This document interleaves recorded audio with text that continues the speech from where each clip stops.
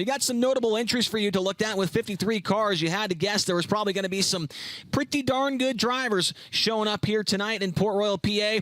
How about a couple of World of Outlaws drivers showing up here tonight, including the current points leader with the Outlaws, David Gravel. Logan Schuhart is here, as well as Brock Zierfoss. And then obviously some of the very best from here in the central PA area, Danny Dietrich, Anthony Macri. You got Logan Wagner, Devin Borden, and Lance DeWeese. You also got last year's Tuscarora 50 winner in the house tonight as well there with Brian Brown.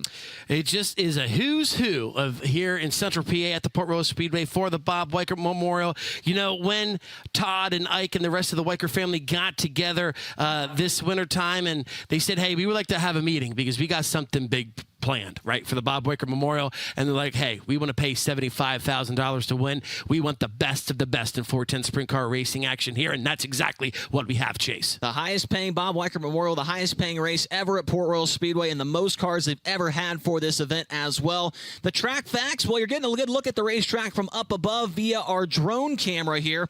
It's a half-mile configuration built here back in 1938, and that track record established by Brian Brown back on October 28th of 2018 at 14.868. You see that it is in October, so that means that more than likely we're not going to be seeing that track record broken here tonight, but we've seen some pretty crazy things at Port Royal in the past, so we're not going to count it out quite yet. Now, a guy that's going to be getting a good look at all the action from down there in the infield is our good buddy TLP. Tony, tonight, $75,000 to win, but maybe a little bit more important to some of these guys is that trophy you're standing next to as well. Yeah, there may be the most unique, or at least one of the most unique trophies in all of sprint car racing. Heck, maybe even all of motorsports. The Weikert family made their name and made their money raising cattle for livestock sale, and it was such a cool trophy. One of the little things about it I enjoy so much right here is the ear tag on the cow's ear, number 29. Of course, Bob Weikert's race cars wearing that number 29 for so many years, amassing over 500 victories in so many different states, and I think over 40 different racetracks Bob Wiekert and his cars scored victories at. The man loved racing, and we love being here. Somebody's going to love leaving here with this trophy and $75,000. Talk about a payday. Talk about a lot on the line. The Port Royal Speedway, you talked about already, guys, upstairs. Picturesque. It's a beautiful day here in Port Royal. You can see it over my shoulder, turns 1 and 2. Such a cool part of the country to come race at, and when you have the prestige of an event like the Bob Wiekert Memorial at a track this historic, well, it just makes for a great weekend. Earl talked about it already. We lost yesterday. Weather in the area, heavy rainstorms right before the evening was set to kick off, washed us out, but it could not be better today. We look around here at Port Royal, and I can't really find a cloud in the sky, not that you'd want to, but just a picturesque, sunny, warm, beautiful day. People had to kind of fight the weather over in Indianapolis, Indiana for the 108th running of the Indianapolis 500. That's been pushed back. That race just went green a little while ago. As we walked around the infield, the pit area, and the grandstands here at Port Royal, folks have got their iPhones out, saw a few people with tablets. Lots of teams in the pit area have the TV monitors in their haulers, tuned in to NBC Sports for live coverage of the Indianapolis 500. McLaughlin, your pole sitter, out in front after just a few laps completed. Of course, the man, Kyle Larson, qualifying 5th for his first ever Indianapolis 500, currently running 14th at the start of the 108th running of the Indianapolis 500. So it's a great day for motorsports, whether you're watching the Indy 500 take place over in Indianapolis right now, or you're tuned in live on Flow, or even better yet, you're here with us at Port Royal Speedway. The Bob Wiekert Memorial, $75,000 on the line as we celebrate Memorial Day weekend here in central Pennsylvania. Folks, it's going to be a great night of racing. Don't go anywhere. Live coverage of the Bob Wiekert Memorial continues here on FloRacing.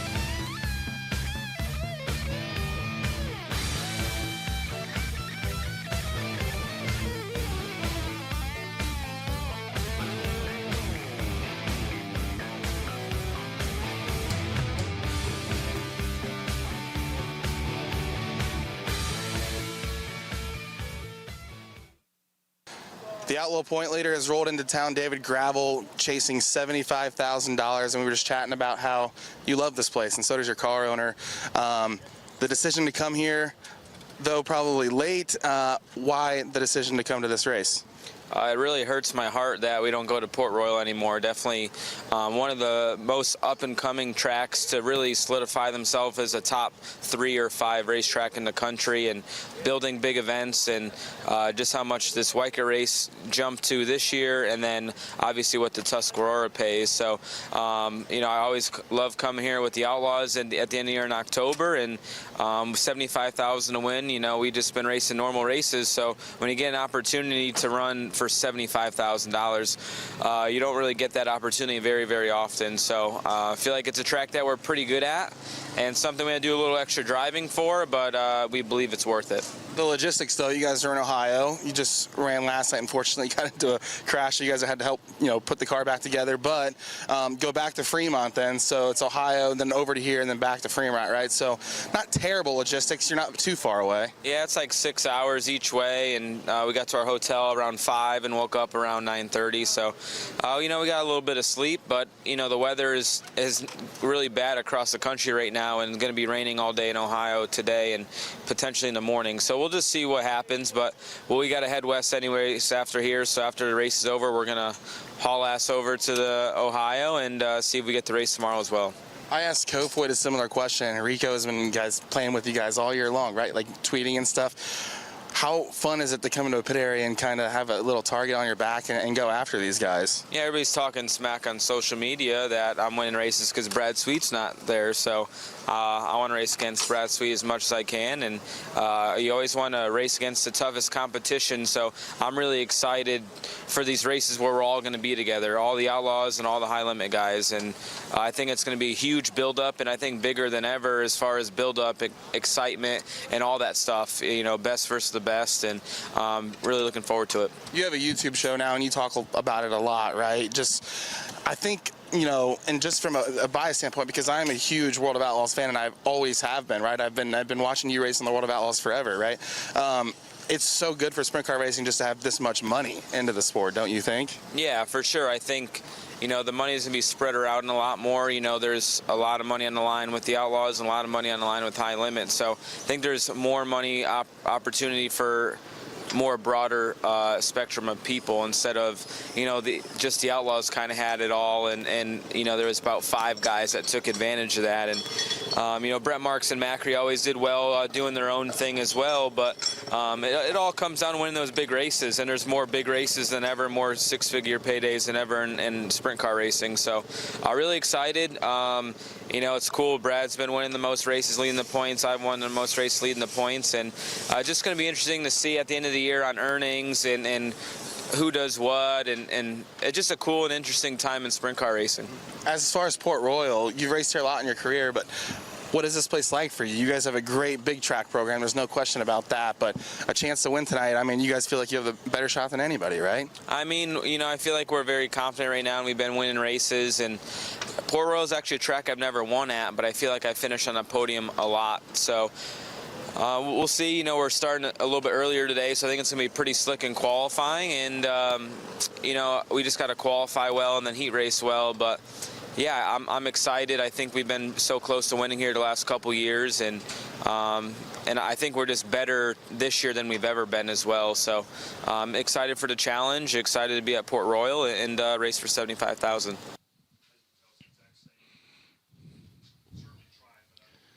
Very cool to see David Gravel here tonight, along with Logan Schuhart and Brock Zierfoss from the World of Outlaws NOS Energy Drink Sprint Car Series, making their first appearance of the year with Kubota High Limit Racing.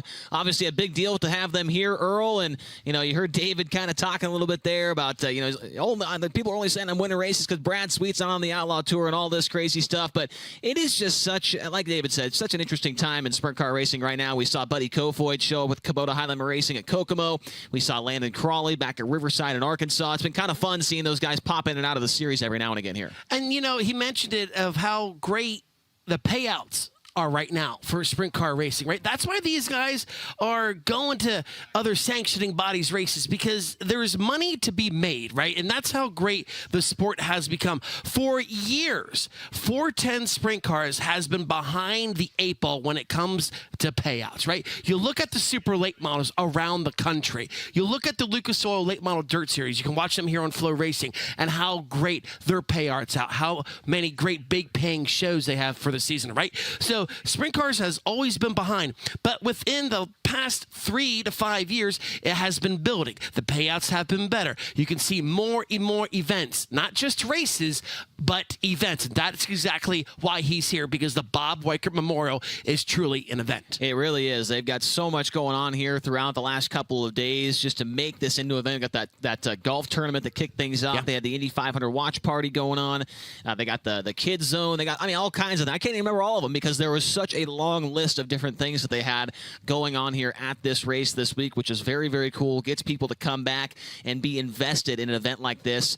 And it's great to have those outlaw guys here as well for tonight's big $75,000 to win main event. Now, this is the first time Bob Weikert Memorial's paid $75,000 to win. Last year, paid $29,000 to win. The winner of that one, well, he is definitely going to be a guy to watch for here tonight, and we're going to watch back to last year and see how he was able to pick up the win here at the Bob Weikert Memorial right now. It is time to light the fires and kick the tires here at the Port Royal Speedway, and the Bob Weikert Memorial is green. Lance DeWeese leads the field into turn number 1. Off of turn number 2, he leads them, but here comes Corey Eliason with a big run down the backstretch. Eliason will follow Lance down through 3 and 4. Lance right through the middle. Here comes Danny Dietrich. He'll duck down low with Corey Eliason. They're side by side momentarily off of turn 4. Now here comes Anthony Macri working down low. Can he make the pass on Brent Marks off of 4? Ooh, things got real close there. Marks hang on to the spot. Corey Eliason running in that second spot. Big thanks to Fulkins Brothers Trucking as a battle for third. Now second will pay 10 grand tonight because of that.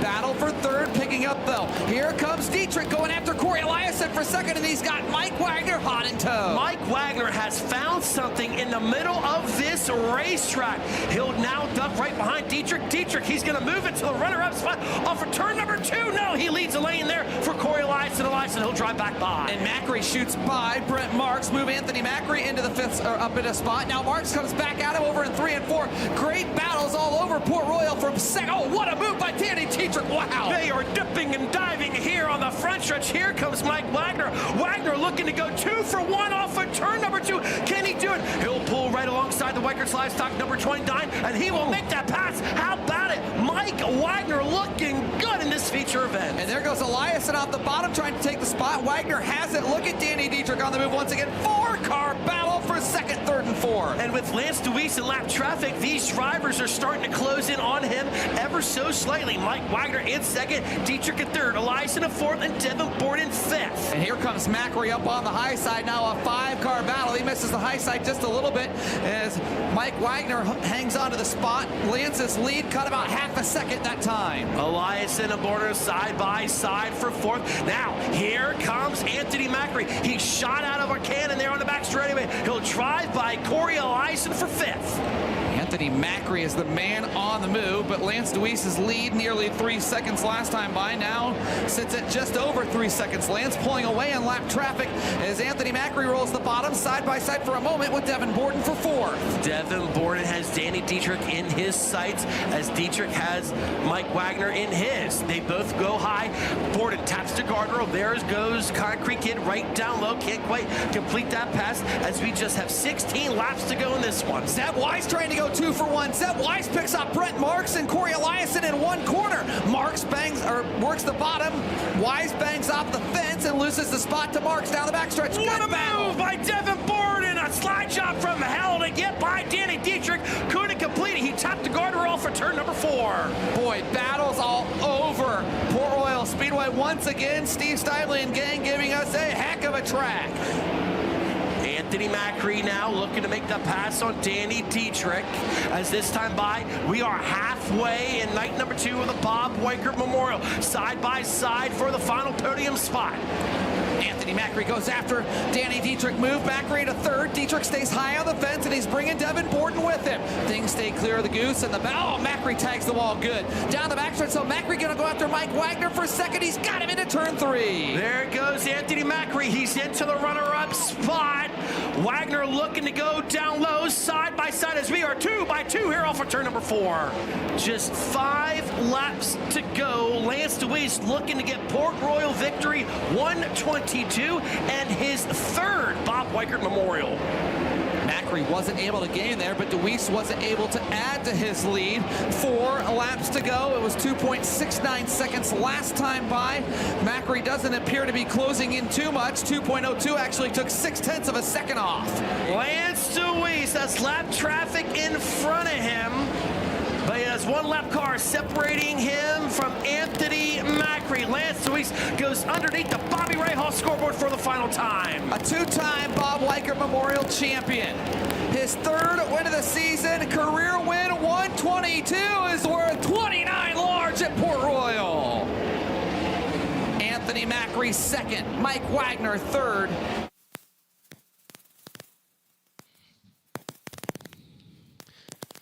Lance DeWeese absolutely dominating last year's Bob Weikert Memorial over a hard-charging Anthony Macri. Getting a good look at the pit area right there here at Port Royal Speedway. That part of the pit's not quite as busy as the other alleyway on the left side of the screen right now. That's where really things start to pick up. But there's Brian Brown and David Gravel. Brian Brown, winner of the Tuscarora 50 last year. And obviously David Gravel mentioned it earlier on in this broadcast that he has never went to victory lane here at Port. Has been very close in the past. I think they have him down for 5 or 4 second-place finishes here at this racetrack in the past. He has been super, super close. Let's take a look at the point standings coming into the night with the Kubota Highland Racing Sprint Cars. Tonight is a points-paying event, so any driver that does not make the show or has some issues tonight, it will certainly affect them in the overall point standings with Kubota Highland Racing, as Brad Sweet enters the evening with 1,166 points over the number 7 BC of Tyler Courtney. It is a 34-point lead over Sunshine coming into this one. Brent Marks in car number 19, 113 behind. Corey Day is 4th at minus 166, and then a big gap back to Rico Abreu at minus 226 in 5th. Spencer Baston, Justin Peck, Parker Price Miller, Zeb Wise, and James McFadden right now round out the top 10 in Kubota Highland Racing point standings. And Earl, I feel like Tyler Courtney has a great opportunity tonight to close in a little bit more on the big cap, because Brad Sweet historically has not been incredible here at Port Royal. Courtney was able to pick up the feature win here last weekend and got a couple laps there. And talk about Mr. Consistency. I mean, I remember when Courtney first got into a winged 410 sprint car, right? And he was fast right out of the gate when he came here to the Speed Palace. And then he got a couple wins. He got a win last week, has all the momentum coming into tonight's event. Yeah, he has been pretty darn fast here recently in that Clausen Marshall Racing number 7 BC car. Let's take a look at who has also been fast in the last 10 races with Kubota Highland Racing. Rico Abreu finally got the first win out of the way after 17 races with the series. Got the win at Utica Rome in New York last week. Brad Sweet won at Outlaw Speedway in New York. And then, as Earl mentioned there, Tyler Courtney getting a win at Kokomo Speedway during the Midweek Money Series. Brett Marks at Tri-City. Brad Sweet 3 in a row there between swept a weekend through the state of Oklahoma at Salina and at Southern Oklahoma Speedway down there as well. There's 2 names that seem to pop up quite a bit there. Actually, really just one with Brad Sweet, but earlier on it was all Corey Day and Brad Sweet, but we're starting to get a couple of guys making their way to victory lane. It's been great to see Brent Marks and Rico Abreu jump up there, and I have a good feeling, Earl, that we could see a different name end up on that list after tonight. I think you're exactly right, because one, we haven't had a lot of racing here at the Port Royal Speedway because of Mother Nature, right? You guys are falling in the same boat. In fact, everyone across the nation is falling in the same boat, right? So I think you're right. I think we're going to see a new name on the winners list here tonight. The question is, who's it going to be? Because remember, you got the posse against the newly formed High Limit guys, so things are about to ramp up. And a little bit of World of Outlaws action in there as well. There's been 5 different winners in 5 races so far this year at Port Royal Speedway, and we expect to see that trend continue on here tonight. And it looks like cars are making their way onto the racetrack right now for the first Dirt Draft Hot Lap session of the night, potentially. And let me double check here. Let me see if that is in fact the case here. Might be actually Motor Heat making its way onto the racetrack here, Earl. So I think we're going to take a quick break, and hopefully when we come back, we'll be very, very close to going green on Dirt Draft Hot Laps tonight at Port Royal.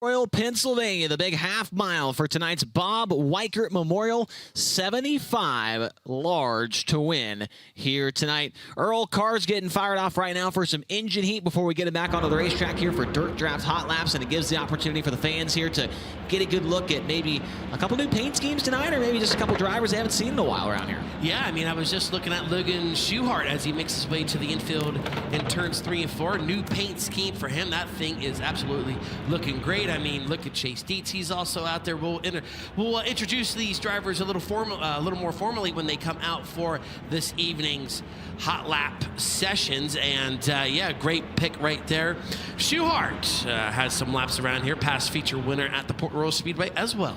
Yeah, with the World of Outlaws, and that is a brand new car. That car has not had a single lap under its belt as far as at speed, I should say. So a brand new car for Logan Schuchart here tonight. That is not the car that he ran yesterday at the Atomic Speedway in Ohio. Good look at a couple more cars there. Dylan Cisney as well as Callum Williamson and Blaine Heinbach.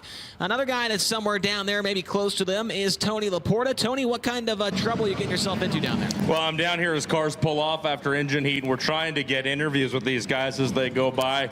I'm not really sure what kind of luck we're going to have. We'll see. Hey, what do you guys think of the track out there, Lucas? Okay, he's busy. He can't talk right now.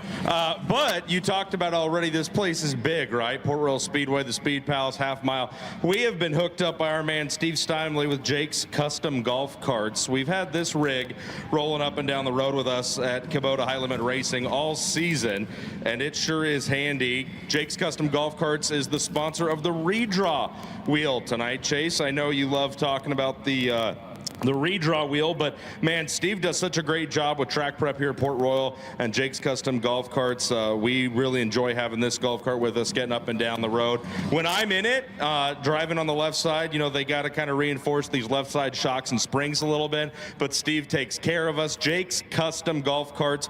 And we do need it at a place like this, because we're down here in turn number 3 right now, where we plan to do our post-heat race interviews after those conclude later on this evening.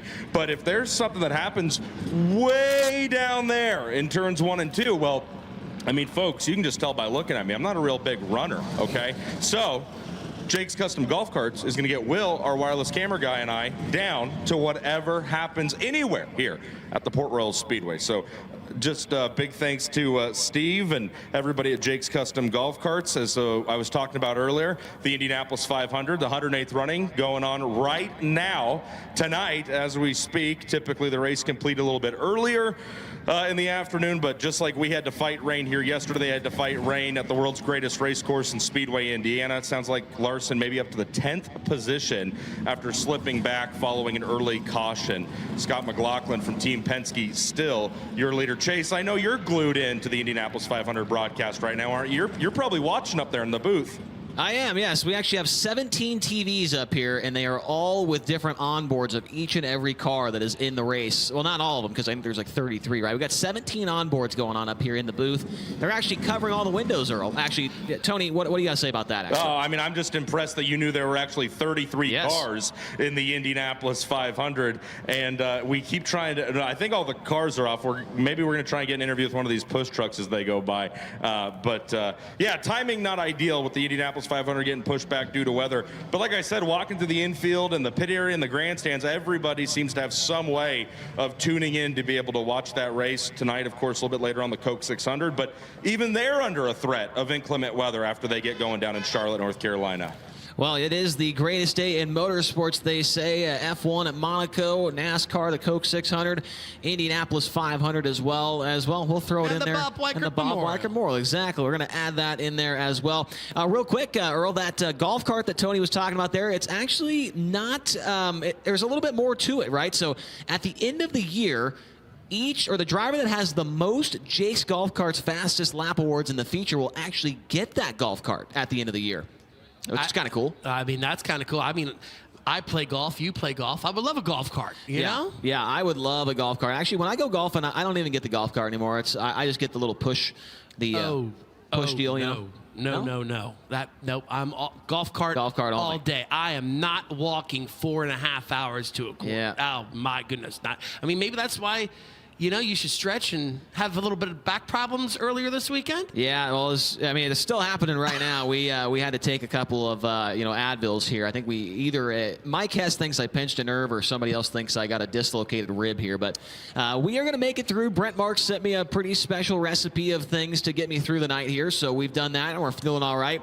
Man, look at the infield here. People are still making their way through the tunnel. There are just people all over the place here at Port Royal. That's one of my favorite things about Port, Lincoln. A lot of PA tracks have that opportunity to be able to go in the infield and get it from a different perspective, like this place. Absolutely, and that just shows how many fans are here, right? Because the grandstands, they're filling up. The infield is looking good as well. And let's talk about Steve Steinley here as he rolls on the front stretch looking at the surface as we just completed heat in the engines.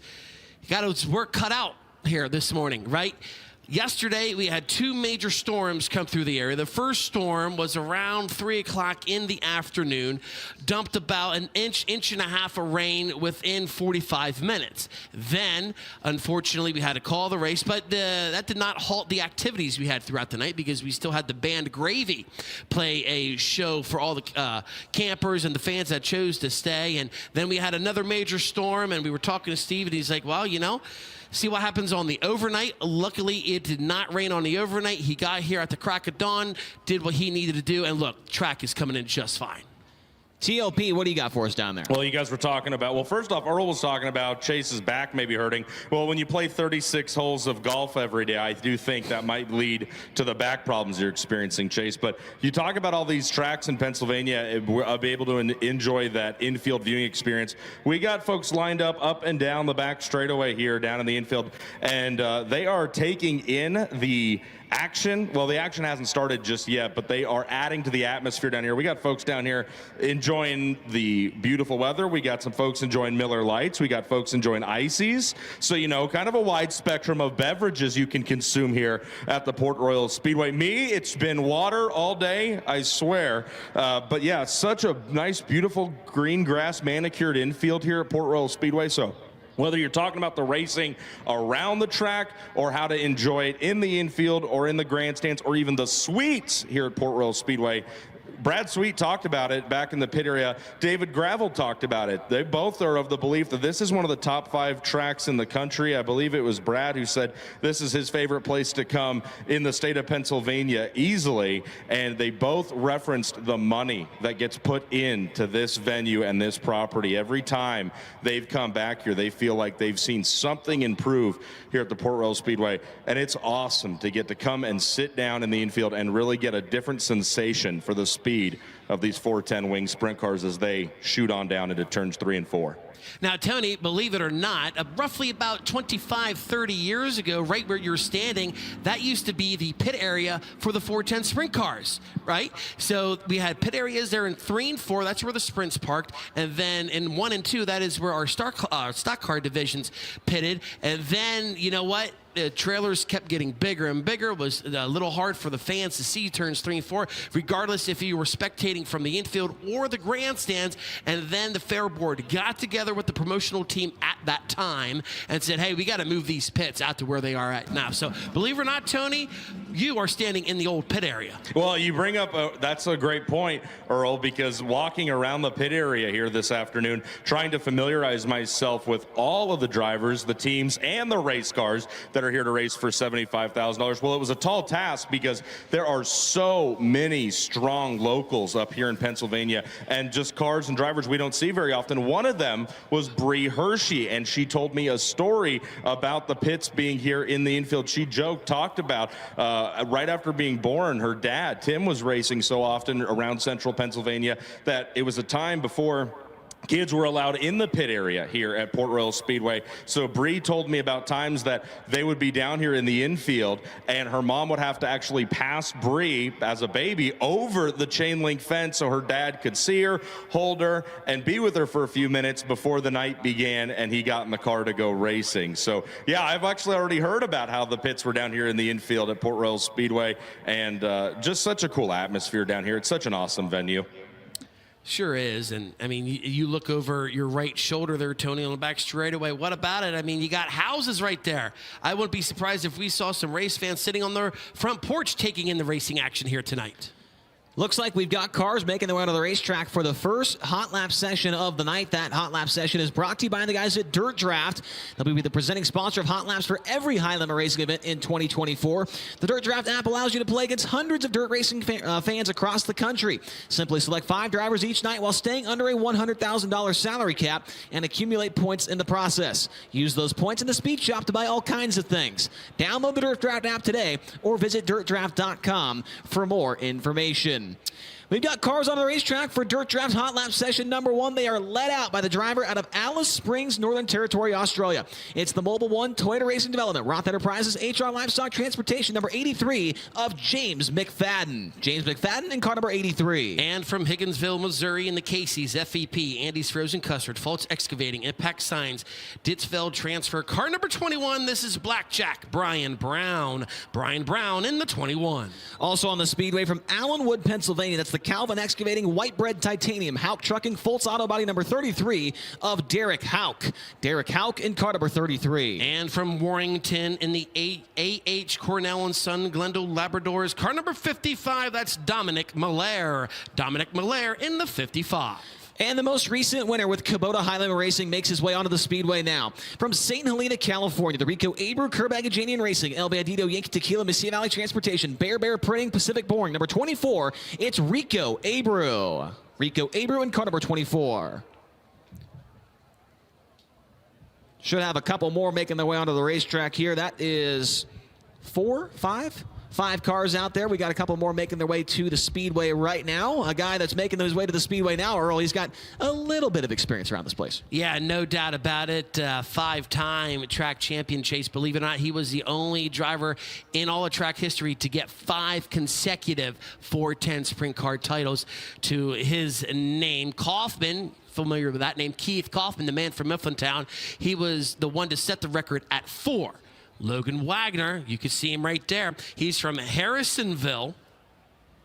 And the Santa Brothers, Mac McGee Motorsports, Glenfield Station, GP Distributors, Kreitz Oval Track Products, 69K. That's Logan Wagner. Logan Wagner in the 69K. And the final car in this session make his way onto the racetrack right now from Ephrata, Pennsylvania, the J&S Classics, Fleet Reps, Risser Motorsports, Keystone Ag Spray, Tree Center, number 45.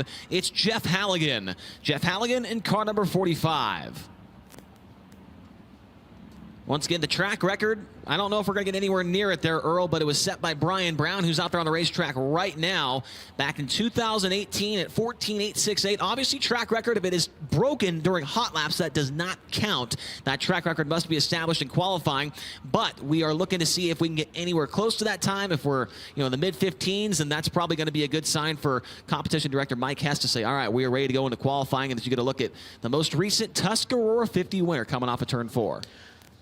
What a night that was, him winning the Tuscarora 50 last year. And, that obviously another high-paying race here in the nation. But that really didn't matter to him because he just wanted the trophy at the night, right? He has come here so many times. He has been close to winning the Tuscarora 50 before, but unfortunately, he will get caught up in someone's, misfortune in a wreck or have a little misfortune of his own, mechanical problems. But you know what? Glad he's here at Bob Weikert Memorial. Absolutely. Brian Brown looking for his first win of 2024 so far. Has been close a few times this year. Best finish so far this season with Kubota High Limit Racing was a 5th back at the 34 Raceway in Iowa for Brian Brown. As we head to the green flag, Dirt Draft Hot Lap Session number 1 getting wound up now. James McFadden right there, car number 83, another driver looking for that first Kubota High Limit Racing win of the season. He comes to the green off of turn number 4. We'll let you know what the lap times are with these drivers. There's Rico Abreu coming up to speed in turn 2. Rico has a 7th place finish here in the 2021 edition for the Bob Weikert Memorial. Also has a couple top 5 finishes here, especially when it comes down to Pennsylvania Speed Week action. Lap times coming across the screen now, 18:139 so far for Brian Brown. He was not up the full song, was trying to get some distance between himself and Logan Wagner. This time by should be a lap time that is a little bit better here for Brownie, as Logan Wagner goes better, and there goes Brian Brown, a second quick. Wagner at 16.380 right now. Brian Brown second, 16.728. Speeds start to quicken for the opening hot lap session presented by our great friends at Dirt Draft. As the checkered flag is going to come out, Chase, we'll let you know what the top 10 in times are, as you can see them at the top of your screen for everyone tuning in at FloRacing. And Logan Wagner, yeah, he's going to set the pace right now, Chase, in Dirt Draft Hot Laps with a great lap of a 16.380. That's a 16.380. Wagner in 69K, fastest so far in Dirt Draft Hot Laps. Brian Brown second at 16.648. Rico Abreu in 24 at 16.667. James McFadden 16.804, and Jeff Halligan fifth quick right now at 16.975. Following him is Derek Hauk, and then Dominic Malaire, the final car in the first Dirt Draft Hot Lap session of the night.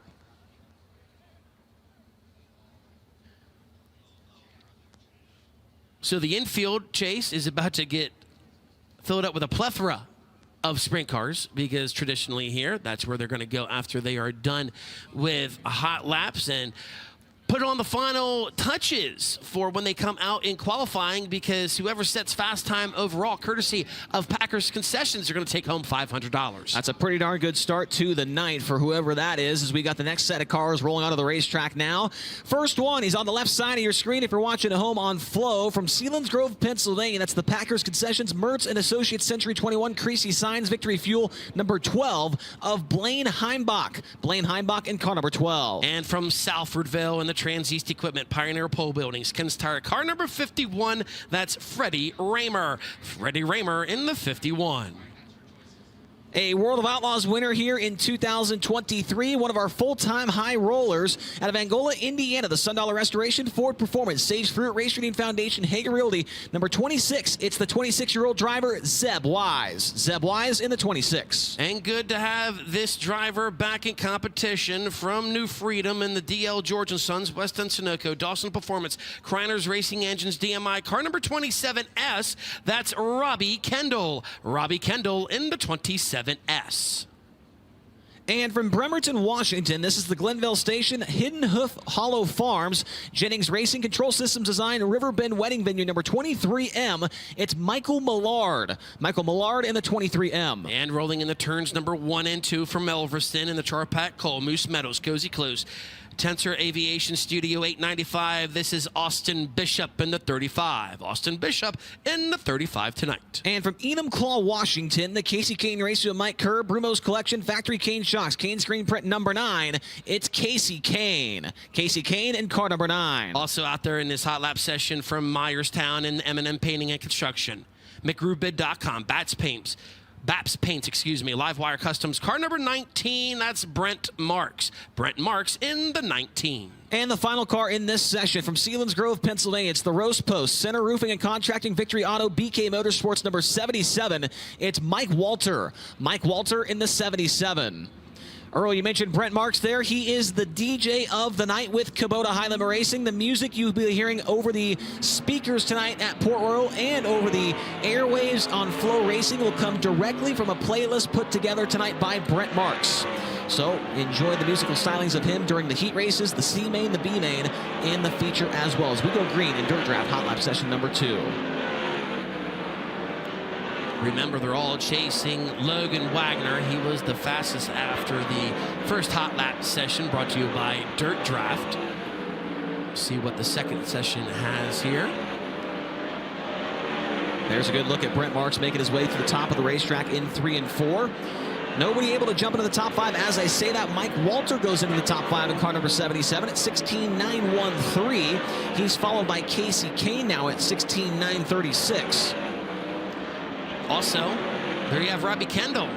Been a while since he's been behind a 410 sprint car. This is his first race of the 2024 season. Going to be interesting to see how he does here this evening. New car into the top 5, and fastest so far in this group is the 19 of Brent Marks, 16.827. Yellow flag comes out. Fastest overall still is the 69K of Logan Wagner at 16.380.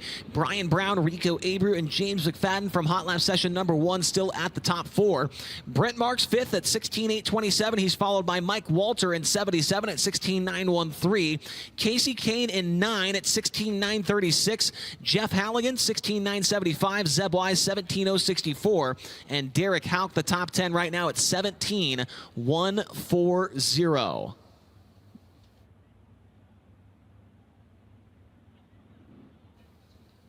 Next group of cars rolling onto the racetrack. They are led out by the driver currently second in Kubota Highland Racing point standings from Indianapolis, Indiana. It's the NOS Energy Drink, Elliott's Custom Trailers and Carts, Spire Motorsports number 7 BC of Sunshine Tyler Courtney. Tyler Courtney in the 7 BC.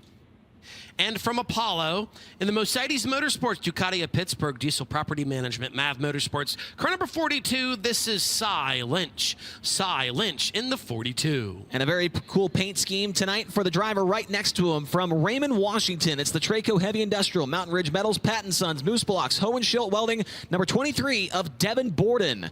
Devin Borden in car number 23. And from the Sunshine Coast, Queensland, Australia, in the Nutrient Homes, Napa Auto Parts at Gettysburg, Silk Plumbing, Edge Web Design. Car number 66, that's Ryan Newton. Ryan Newton in the 66. And rolling into turn number 1 now from Lubbock, Texas. It's the High Plains Building Division, Carbon Safety Technology, Lubbock Wrecker, 5 Nights Truck Accessories, ShopTruckParts.com. Number 1, it's Brenham Crouch. Brenham Crouch tonight making his Port Royal Speedway debut in car number 1. And rolling on to the back straight away from Lebanon, Indiana, in the True Timber Camo. Nice Cretan Landis block, JRC Transportation, Higher Performance Lubricants, PhilPools.com. Car number 5, that's Spencer Baston. Spencer Baston in the 5. And also on the racetrack from Harrisonville, PA, it's the Mac McGee Motorsports, John Ott Racing, All Miller and Associates, Clugston Lumber Company, Alexander Financial, number 55W. It is Mike Wagner. Mike Wagner in 55W. I'm pretty sure this is the final car out there from Neptune City, New Jersey, in the Capital Custom Coaches and Trailers. Coors Banquet Beer, Easy Go. Car number 91, that's Kyle Reinhardt. Kyle Reinhardt in the 91. Green flag comes out in Dirt Draft, Hot Lap session number 3. There is Spencer Baston, the driver to Lebanon, Indiana. Got a big win, actually his first ever win with this team, CJB Motorsports, right here at Port Royal Speedway. I believe it was back in 2022, if I'm not mistaken. Actually, it was 2021 when he got that big win against the Outlaws here at Port Royal. We'll see what Spencer can do. He finished second here last week to the guy that's right in front of him on the backstretch right now, Tyler Courtney. Yeah, Tyler Courtney has all the momentum coming into this evening's Bob Wier Memorial. We mentioned it at the top of the broadcast. He was able to pick up the checkered flag last weekend in regular competition. See what he does here this evening. Well, he's the fastest in this group now, 4th quickest overall at 16.690. Next best is Mike Wagner at 11th quick, it looks like, at 17.122. So Sunshine showing some speed here, as the track looks like it's definitely slowed down a little bit here since that first group. Kyle Reinhardt, you just see him there on your screen. One-time winner here at the Port Royal Speedway. That was the Labor Day Classic back in 2019. As Chase, that will conclude this group of Hot Laps presented by Dirt Draft. Session number 3 comes to a close. Logan Wagner still fastest at 16.380. Brian Brown and Rico Aber right behind him. But it's that guy quickest in this group and 4th overall. The number 7 BC of Tyler Courtney at 16.690. James McFadden 5th. Brent Marson 6th. Mike Walter 7th. Casey Kane 8th. Jeff Halligan 9th, and in 10th, the 26 of Zeb Wise. So nobody in that group there, Earl, besides Tyler Courtney jumping into the top 10. You can see Casey Kane discussing with his crew what changes they need to make for when they come out a little bit later on for qualifying. Remember, whoever is the fastest driver overall at the end of qualifying is going to take home an extra $500 courtesy from our friends at Packers Concessions. Absolutely fantastic stuff from the folks at Packers. Next group of cars making their way onto the racetrack now. On the far right of your screen, from Liverpool, Pennsylvania, it's the Mountain View Travel, Village Square Plaza, High-Tech Metal, Smith Titanium, number 11. It's TJ Stutz. TJ Stutz in car number 11. Also rolling here on the front stretch. Yep, we'll stick with him. We were able to honor the car owner of the Trone Outdoor 39, Mr. John Trone, the other night down at the Williams Grove Speedway from Geraldton, Australia, in the Trone Outdoor Avalon Group, AL Driveline, Smith Titanium, car number 39. That's Callum Williamson. Callum Williamson in 39. And on your screen now, from Beaver Springs, Pennsylvania, it's the Weiss Market, Sage Fruit, Salem RV, Bud Godek Auto Body, Smoking Gun Fabrication, number 35K of Jake Karkland.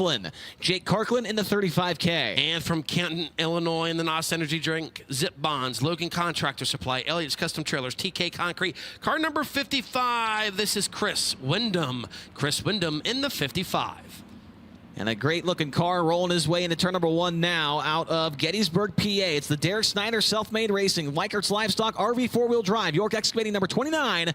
It's Double D, Danny Dietrich. Danny Dietrich in car number 29. And trailing Dietrich in turn 2 from Dillsburg in the J&S Classics, Valley Supply, C&D Rigging, Class 1 Transportation, DMS Trash, Randy Shearer Plumbing and Heating, car number 39M.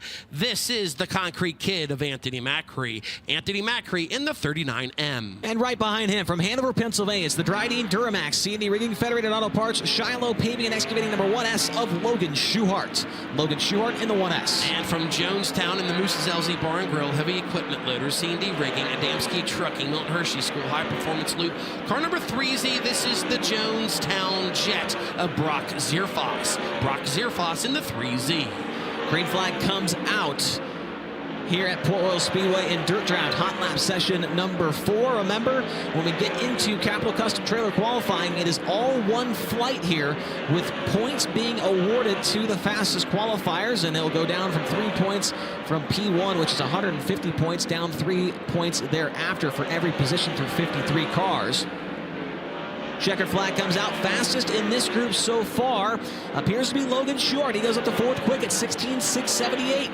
1.6678 as you get a look at TJ Stutz making his way through the corner. There is Danny Dietrich with the great-looking 29 on the side of that thing for the Bob Wier Memorial. He comes across the line there, 16th quick overall in 29. Danny Dietrich was able to pick up the win Friday night down at the Williams Grove Speedway, kicking off his Memorial Day weekend.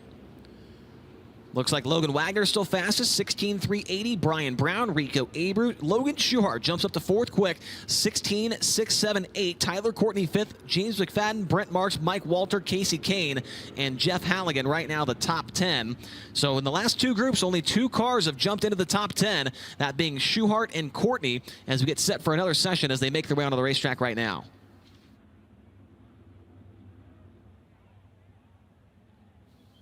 First car on the racetrack for this session from Sunbury, Pennsylvania. It's the A1 Towing and Recovery, Sealands Grove Ford, Doak & Company, Rich Transportation, Colby Coast Service Center number 33W. It is Mark Smith. Mark Smith in the 33W. And also out there staging on the front straightaway from Dolphin in the 717 Innovation, Cessna Landscaping, Fluffy U, Fiber Farm, Tooling Dynamics. Car number 97, that's Bree Hershey. Bree Hershey in the 97. And lining up to her left from York, Pennsylvania, it's the Zemco Speed Equipment, Zemco Header, Zemco Tool and Die, CMC Coatings, DM Truck and Trailer, number 1Z, it's Chase Dietz. Chase Dietz in the 1Z. And from Kokomo, Indiana, in the Chalk Sticks Torsion Bars, Town Line Variety, Indy Race Parts, High Performance Lubricants. Car number 9P, this is the law firm of Parker Price Miller. Parker Price Miller in the 9P. And making his way into turn number 1 now from Hanover, Pennsylvania. It's the Pals Tire Service, RF Knox Company, the Auto Barn number 1A. It's Jacob Allen. Jacob Allen in car number 1A. And from Watertown, Connecticut, in the Houston Speedway, Billion Automotive, Jackson Motorplex, JRC Transportation, High Performance Lubricants. Car number 2, this is David Gravel.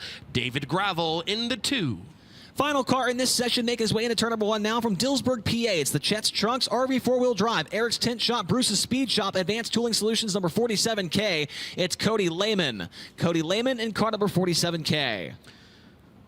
So we have some debris here right by the flag stand. We're going to get a Port Royal Speedway official out there to pick up that debris, and then we're going to wind them up and turn them loose once again for Dirt Draft Hot Laps. But a beautiful crowd filing in here, Chase, for the richest paying race in track history. Absolutely. How cool is that to be a part of such a historic event here for a track that has been around for so very long? We are all here to witness the highest paying race in its history.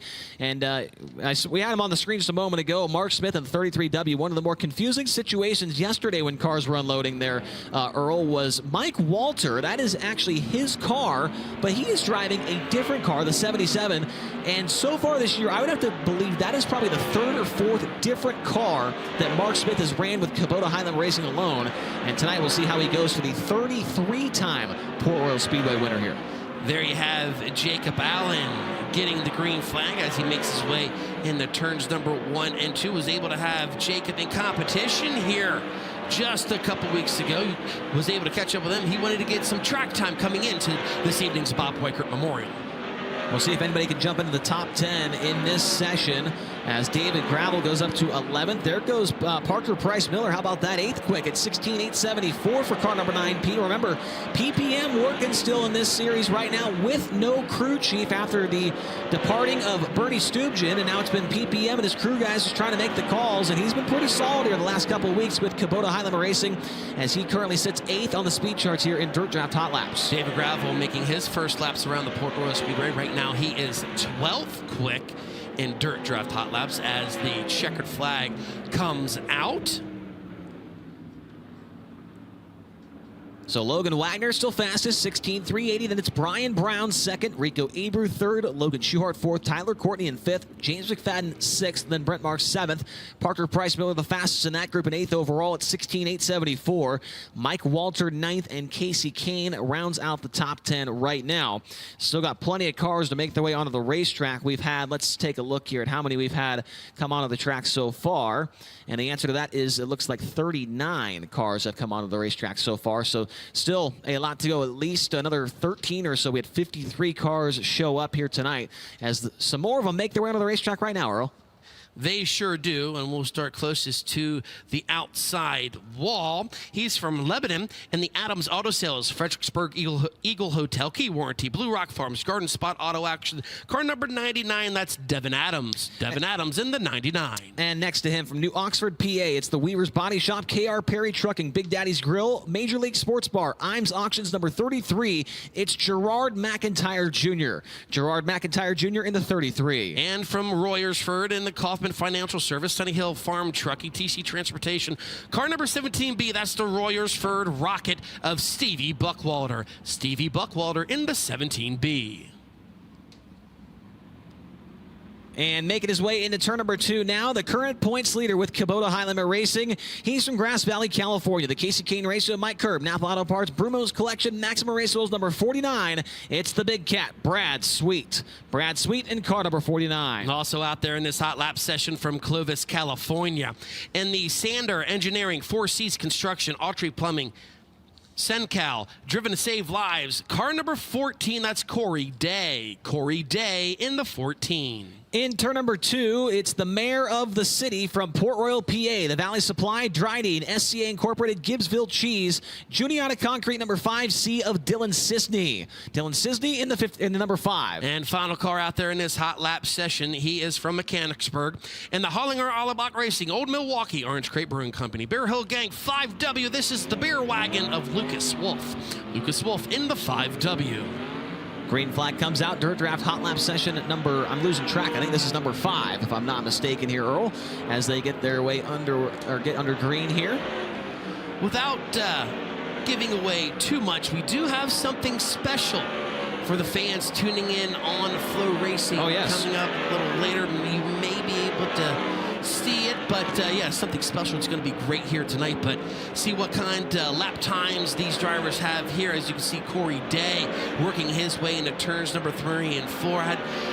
Every time he tries to come here, I think it was twice so far, just had bad luck. See if he can turn around here tonight. Yeah, I don't think Corey Day's actually made a complete lap in the feature here at Port Royal. The first one, he got wrecked on the first lap, and then the other one, he got wrecked in the heat race. Right. And so Corey Day really has not, contended at this place in feature action, and I would like to see it happen for him here tonight, because he's a guy that really likes to pound a cushion, and that's what it takes to get around Port Royal Speedway. Nobody able to jump in the top 10 here in this session. Really nobody even into the top 15 from what I'm looking at here as the checkered flag comes out there, Earl. Sure is. There goes Lucas Wolf just by. Once again, here's your top 5 so far in Dirt Draft Hot Laps. Logan Wagner so far on top of the pylon. Then you have Brian Brown second quick, Rico Abreu third quick, Logan Schuchart fourth quick, and Tyler Courtney fifth quick. The fastest car in that session was 28th quickest overall, and that was the 49 of Brad Sweet at 17.387. So track either fell off a ton, or these guys just weren't putting in very good laps there in that session. As you got more cars making their way onto the speedway now. They're led out by the driver who used to call Minden, Nevada at home. Now he lives in Broken Arrow, Oklahoma. The Smith Titanium Factory Cane, Maximum Race Oil, Mesilla Valley Transportation, Hall of Vodka, Rock Gross Motorsports number 88. It is Tanner Thorson. Tanner Thorson in car number 88. And good to have this driver back here at the Port Royal Speedway. He took a wild ride here last weekend, got transported to the hospital. The doctors gave him the A-OK. It's good to have him back because this driver, he is from Medford, New Jersey in the Mid-Atlantic Transportation. J.G. Kronenberger, Milky Way Restaurant, Pioneer Auto Body 67. Ladies and gentlemen, give him a hand. That's Justin Whittall. Justin Whittall back in a 410 here this evening. And lining up to his left, driving car number 12D from Fayetteville, Pennsylvania, it's the Drohan Brick, House Seal Plumbing, Glenville Station, Conduit Connection, Shear Welding, number 12D of Lance DeWeese. Lance DeWeese in the 12D. And from Visalia, California, in the Commercial Edge, Rasmussen Service Center, Elliott's Custom Trailers, Falcons Brother Trucking, Bargain Barn, car number 8. That's Corey Eliason. Corey Eliason in the 8. Another full-time high roller making his way down the front straightaway now from Monrovia, Indiana. The Avanti Windows and Doors, Big Spring Car Wash, Water Treatment by Design, CoastalRaceParts.com, number 13. It's Justin Peck. Justin Peck in car number 13. And from Hanover in the SCC Trucking, PhilPools.com, Polk Brothers Racing, Dynatech Controls, car number 17. That's Dylan Norris. Dylan Norris in the 17. And final car in this session out of Oklahoma City, Oklahoma. That's the Sitgard Engine Oil, Hampel Oil, Mystic Lubricants, Western Flyer Express, Deathridge Optical, number 5T. It's Ryan Timms. Ryan Timms in the 5T. Timms making the trek over with a couple of the guys that were at Atomic Speedway last night. He was there racing the Midget. As he comes to the green flag, this time by off of turn number 4. What a beautiful shot that is.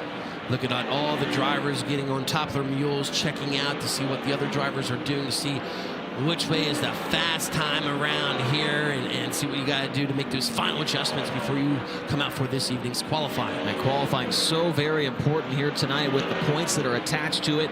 As we start to get lap times coming across the screen, Justin Whittall, 26 quick right now in car number 67. He is the best so far in this group. Lance DeWeese now 25th quick at 17.314. A little smoke coming out of the number 12 car, but still chugging along all right. Yeah, for all you Lance DeWeese fans, don't worry too much, as you saw some flame actually on the left side of that car. So just a little oil coming out of the overhead onto the headers, but he's still at pace right now.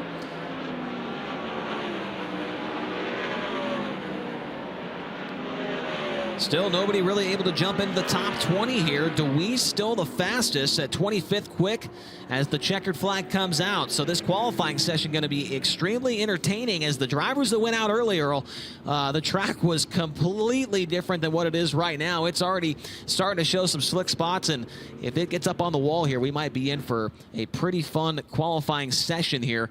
Logan Wagner, 16.380, I believe. Yes, he is the fastest overall tonight in Dirt Draft Hot Laps. Brian Brown second at 16.648. Rico Abreu at third quick at 16.667. Logan Short 16.678, and Tyler Courtney at 16.690. James McFadden, Brent Marks, Parker Price Miller, Mike Walter, and Casey Kane, the top 10 as we get set to go here for Capital Custom Trailer qualifying, which is the #1 Renegade Toter Home dealer and the #1 Intech trailer dealer. No one sells more Toter Homes or Intech trailers than Capital Renegade Custom Trailers and Coaches. If you're in the market for a Toter Home or a trailer, trust the people that are there in the pits with you and that support the sport. Check out their complete lineup at www.capitalrenegade.com. We mentioned it a few times already. The track record established here back on October 28th of 2018 by Brian Brown at 14.868. 14.868. That is the track record, and I got a good feeling we're not going to get anywhere near that. Earl, going to be 3 cars on the track at the same time, going for 2 laps as we get ready to go right now. First qualifying session is getting pushed off. The best time, going to get 150 points and 3 points per position thereafter. And first car making his way into turn 2 from Alice Springs, Northern Territory, Australia, in the Mobile One Toyota Racing Development, Roth Enterprises, HR Livestock Transportation, car number 83, that's James McFadden. Joining him, the driver hails from St. Helena, California, in the Rico Abreu Curb Agajanian Racing, El Bandido, Yankee Tequila, Mesilla Valley Transport, Barber Printing, Pacific Boring, car number 24, that's Rico Abreu. And then also taking time, the third car to take time from Warrington in the A.H. Cornell & Son, Glendale Labradors, car number 55, that's Dominic Miller. Real quick, Earl, due to the amount of cars that actually showed up, we have bumped up the max points you get is 180, and then is 3 points per position thereafter. It was 150, but with the amount of cars, we jumped up to 180. So we will bring you these lap times. Right now, Rico Abreu set the pace. His best lap was a 17.007, 17.007. James McFadden second quick at a 17.218, 17.218. And Dominic Miller third quick at a 18.111. 3 more cars getting pushed onto the racetrack for Capital Custom Trailer qualifying, led out by the current track record holder here at Port Royal Speedway from Higginsville, Missouri. The Casey's FVP, Andy's Frozen Custard, Foltz Excavating, Impact Signs, Ditsfeld Transfer number 21 of Blackjack Brian Brown.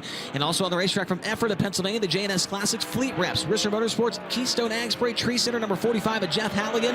And also on the racetrack from Harrisonville, PA, the Sainer Brothers, Mac McGee Motorsports, Glenville Station, G&P Distributors, Kreitz Oval Track Parts number 69K. It is Logan Wagner. Logan Wagner, Jeff Halligan, and Brian Brown on the racetrack now. Brown comes across the line on lap number 1, and he will go second quick at 17.090, 17.090. Lap 1 for Halligan. He is fourth quick at 17.493, 17.493. Lap 1 for Wagner. He goes to the top, 16.866, 16.866. On Brian Brown's second lap, he goes up to second quick now at 16.922, 16.922. And for Halligan, he will be slower on lap 2 at 17.851. Logan Wagner on lap 2, he goes just a little bit slower at 16.923. First one is better, and it is to the top, 16.866. Logan Wagner now quickest. Next driver to come out from Elverston in the Charpak Coal, Moose Meadows, Cozy Close, Tensor Aviation Studio 895. That's Austin Bishop. And joining him, coming up to speed on the back straight away from New Freedom in the DL Georgia Sons, West End Sunoco, Dawson Performance, Kreiner's Racing Engines, DMI 27S, that's Robbie Kendall. And coming up to speed here off of turn number 4 from Allenwood in the Calvin Excavating, White Bread Titanium, Houck Trucking, Fultz Auto Body 33, that's Derek Houck. First lap time for Austin Bishop, fourth quick at a 17.155, 17.155.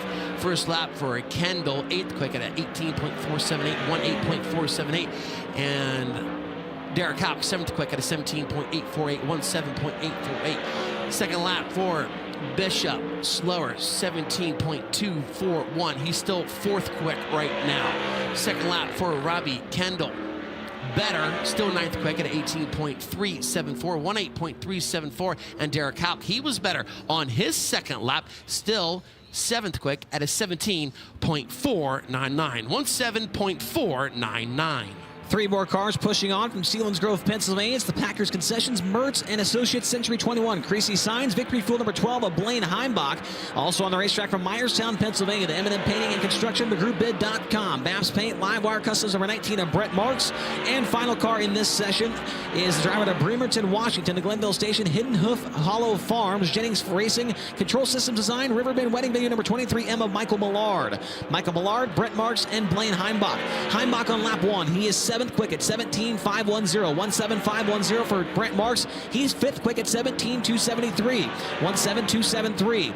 Michael Millard, 11th quick, 18.879 for car number 23M, 1.8.879. Lap number 2 for Blaine Heimbach is going to be slower at 18.107. Brent Marks on lap 2, he goes better at 17.188, stays in the 5th position. And Michael Millard on lap number 2, he will go better at 18.798.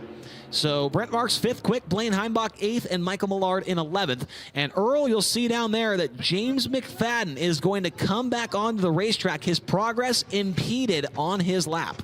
Guys, they're down here. They're putting a brand new right rear on the corner, the back corner of James McFadden's number 83 for Roth Enterprises. They were also adding fuel to it right before they came back down here into the push chute. Super frantic. Lots of work going in here to get McFadden back out on track. As we mentioned, when he was making his second lap, it got impeded, so he is going to come out to make that lap. And as I think you guys can probably still see from the drone shot right now, crew chief Brett Ventura doing everything he can to make sure they keep this setup identical to what it was when James was out on track. And what that means is when they pull that right rear tire off, they've got wheel spacers that push that right rear wheel out so far to a point where James enjoys the handling of it. So before they could throw that new right rear on, they had to make sure they had the exact same amount and the exact same width of spacing from the middle of the rear axle out to that right rear hub for James McFadden. They're bolting the wheel cover back on now, but just some of the things that you don't always think about, they have to get right, or James McFadden's going to go out there and that race car is going to feel drastically different, and he's not going to be able to do what he needs to do, which is go as fast as possible for 2 laps. The crew has dropped the number 83 back down, and it looks like he's ready to continue. Thank you, Tony. Now, you'll be wondering, why is James McFadden changing a tire down there? The reasoning behind that is the tire that he has to run the feature with here tonight, Earl. So they are changing that tire because if he would have ran that same one, he would have had 4 laps on it, giving him some kind of disadvantage. And so McFadden will get to change that right rear, but he must use that exact tire for the feature here tonight. So James McFadden will get 1 lap. He will be the only car out here. As here comes a beautiful shot, Chase. How about it? Our first in-car shot of the night. Look at James McFadden absolutely wheeling that thing down the back straightaway. Something that Dirt Track Racing broadcast has been missing for a long time, onboard cameras, and we've got him on tonight with James McFadden. Comes across the line. How about second quick? Second quick, yes, sir, at a 16.909, 16.909. That is second quick for James McFadden. He'll rim ride there in turn 4. Look at him just wheel that thing. Can he better it? James McFadden. No, slower on his second lap. His second lap was a 16.923, 16.923 right now, Chase. He's second quick so far in qualifying. He's not the only one that has an onboard camera here tonight as we continue on. Next driver onto the racetrack from Salfordville, Pennsylvania, the Trans-East Equipment, Pioneer Pole Buildings, Ken's Tire number 51 of Freddie Raymer. And also on the racetrack from Angola, Indiana, the Sundollar Restoration, Ford Performance, Sage Fruit, Race Reading Foundation number 26 of Zeb Wise. And the final car in this session from Sealands Grove, PA, the Rose Post, Center Roofing and Contracting, Victory Auto, BK Motorsports, number 77 of Mike Walter. Mike Walter, Zeb Wise, and Freddie Raymer, the 3 cars on the racetrack right now for Capital Custom Trailer qualifying. Lap 1 for Freddie is going to be 10th quick at 17.576, 17.576. And for Zeb Wise, how about 5th quick, 17.102, 17.102. Mike Walter's 8th quick at 17.473, 17.473. Freddie Raymer coming across this line, looking for a better time. He will not find it. 17.903 is his second lap. And for Zeb Wise on lap 2, he slows down as well. 17.166. Mike Walter, he goes better, but stays 8th quick at 17.416. Zeb Wise 5th, Mike Walter 8th, and Freddie Raymer in 12th. Next 3 drivers to come out. First one coming up to speed off of turn number 2 from Enumclaw, Washington. In the Casey Kane Racing with Mike Kerr, Brumo's Collection, Factory Kane Shocks, Kane's Screen Print. Car number 9, that's Casey Kane. And join him from Harrisonville in the Mac McGee Motorsports, John Knott Racing, Allmiller and Associates, Cluxton Lumber Company, Alexander Financial Group. Car number 55W of Mike Wagner, and final car out there from Apollo in the Mercedes Motorsports, Ducati of Pittsburgh, Diesel Property Management, Mad Motorsports. 42, it's Cy Lynch.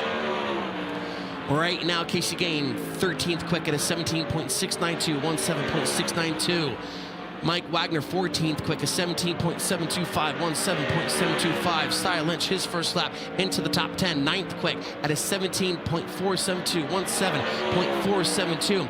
Casey Kane better on his second lap. He's up to 8th quick now at a 17.376, 17.376. Wagner better on his second lap, still 14th quick at a 17.533, 17.533. And Cy Lynch better on his second lap as well as he rounds out the top 10 with a 17.429. 3 more cars rolling onto the racetrack. First out from Raymond, Washington, the Traco Heavy Industrial, Mountain Ridge Metals, Patton Sons, Moose Blocks, Hoe and Shell Welding, number 23, it's Devin Borden. And also on the racetrack, he is out of Sunshine Coast, Queensland, Australia, the Nutrient Homes, Napa Auto Parts of Gettysburg, Silk Plumbing, Edge Web Design, number 66, Orion Newton. And your final car in this one from Lebanon, Indiana, the True Timber Camo, Nice Crete and Landis Block, GSC Transportation, High Performance Lubricants, FillPools.com, number 5 is Spencer Baston. Baston, Newton, and Borden out there in those 3 cars. Lap 1 for Borden is 6th quick at 17.127, 17127. Ryan Newton on lap 1, 17th quick at 18.075, 18075. Baston on lap 1, 9th quick at 17.341, 17341. Here comes Borden. He was 6th last time. This time he is 4th quick, 16.985, 16985. Ryan Newton on lap 2. He is going to slow down to an 18.301. And Baston on lap 2, he will slow down to a 17.399. Devin Borden 4th, Spencer Baston 9th, and Ryan Newton 18th. Next out to take time from Indianapolis, Indiana. In the NOS Energy Drink, Elliott's Custom Trailers and Carts, Spire Motorsports. Car number 7 BC, it's Tyler Courtney joining him from Lubbock, Texas in the High Plains Building Division. Carbon Safety Technology, Lubbock Wrecker, 5 Nights Truck Accessories Shop, truckparts.com. That's Brenham Crouch in the 1. And then also out there taking time from Neptune City, New Jersey in the Capital Custom Coaches and Trailers. Coors Banquet Bear, Easy Go, 91. It's Kyle Reinhardt. First lap for last week's feature winner. 4th quick at a 16.931, 16.931. Brenham Crouch right now 19th quick at a 17.940, 17.940. Reinhardt 19th quick at a 17.824, 17.824. Can Courtney better his second lap? No, slower at a 16.934. Once again, he's still 4th quick right now. Brenham Crouch, he's better on his second lap, 19th quick at a 17.724. And Reinhardt also better on his second lap, 19th quick still at a 17.675. From Geraldton, Western Australia, the Tron Outdoor Avalon Group, AL Driveline Smith Titanium number 39 car, it's Callum Williamson. And also onto the racetrack, the driver out of Gettysburg, Pennsylvania, the Derek Snyder Self-Made Racing, Weikert's Livestock RV 4-wheel drive, York Excavating number 29, Danny Dietrich. And the final car in this session from Dillsburg, Pennsylvania, the JNS Classics Valley Supply, C&D Rigging, Class 1 Transportation, DMS Trash number 39 M, it's Anthony Macri. Anthony Macri, Danny Dietrich, and Callum Williamson all on the Speedway. Williamson tonight in his high limit racing debut will come across the line on lap number 1. It is 21st quick at 17.804. Dietrich on lap 1. How about 10th quick at 17.274? Anthony Macri on lap 1. He goes up to 11th quick at 17. He's actually tied with Dietrich at 17.274. So the second lap that is better between those two will break that tie. Lap number 2 for Williamson at 17.979. Dietrich, he is now at a 17.443. We'll see what Macri's got on lap 2. He will be better than him up to 10th quick now. So Macri breaks the tie. He is 10th quick at 17.274. Danny Dietrich 11th and Callum Williamson in 23rd. Coming up to speed on the back straight away from Beaver Springs in the Wise Market, Sage Fruit, Salem RV. Bud Godick Auto Body, Smoking Gun Fabrication, the 35K. This is Jake Carklin. Also out there taking time coming off of turn 4. From Canton, Illinois. And the NOS Energy Drink, Zip Bonds, Logan Contractor Supply, Elliott's Custom Trailers, TK Concrete. 55, it's Chris Wyndham. And from Hanover, in the Dryden, Duramax, C&D Rigging, Federated Auto Parts, Shiloh Paving and Excavating, that's Logan Schuhart. Right now, Carklin, 21st quick at a 17.663. Chris Wyndham, 26th quick. Logan Schuhart, 7th quick. His first lap was a 17.030.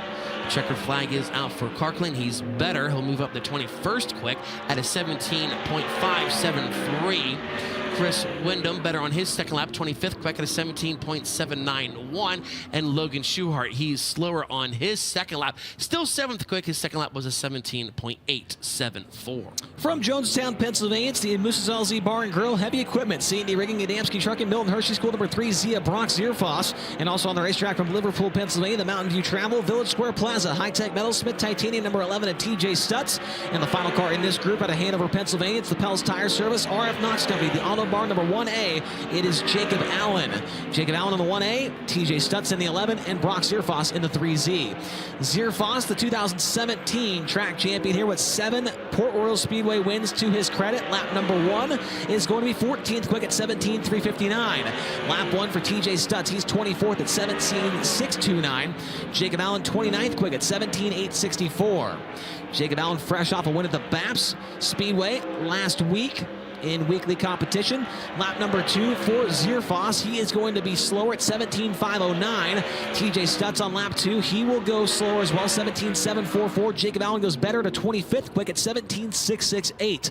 So Brock Zierfoss was, I lost him on my screen here, is 14th quick, and then it was Jacob Allen 25th and TJ Stutz 24th. Next 3 drivers to take time coming up the speed in turn 4 from Kokomo, Indiana, in the Chalk Sticks Torsion Bars, Town Line Variety, Indy Race Parts, High Performance Lubricants. Car number 9P, that's Parker Price Miller, and just taking the green flag from Sunbury in the A1 Towing and Recovering, Cylinder Grove Ford, Doak & Company, Rich Transportation, Colby Co. Service Center. Car number 33W, that's Mark Smith, and also out there, the driver comes from York in the Zemco Speed Equipment, Zemco Header, Zemco Tool and Die, CMC Coatings, D&M Truck and Trailer. Car number 1Z, that's Chase Dietz.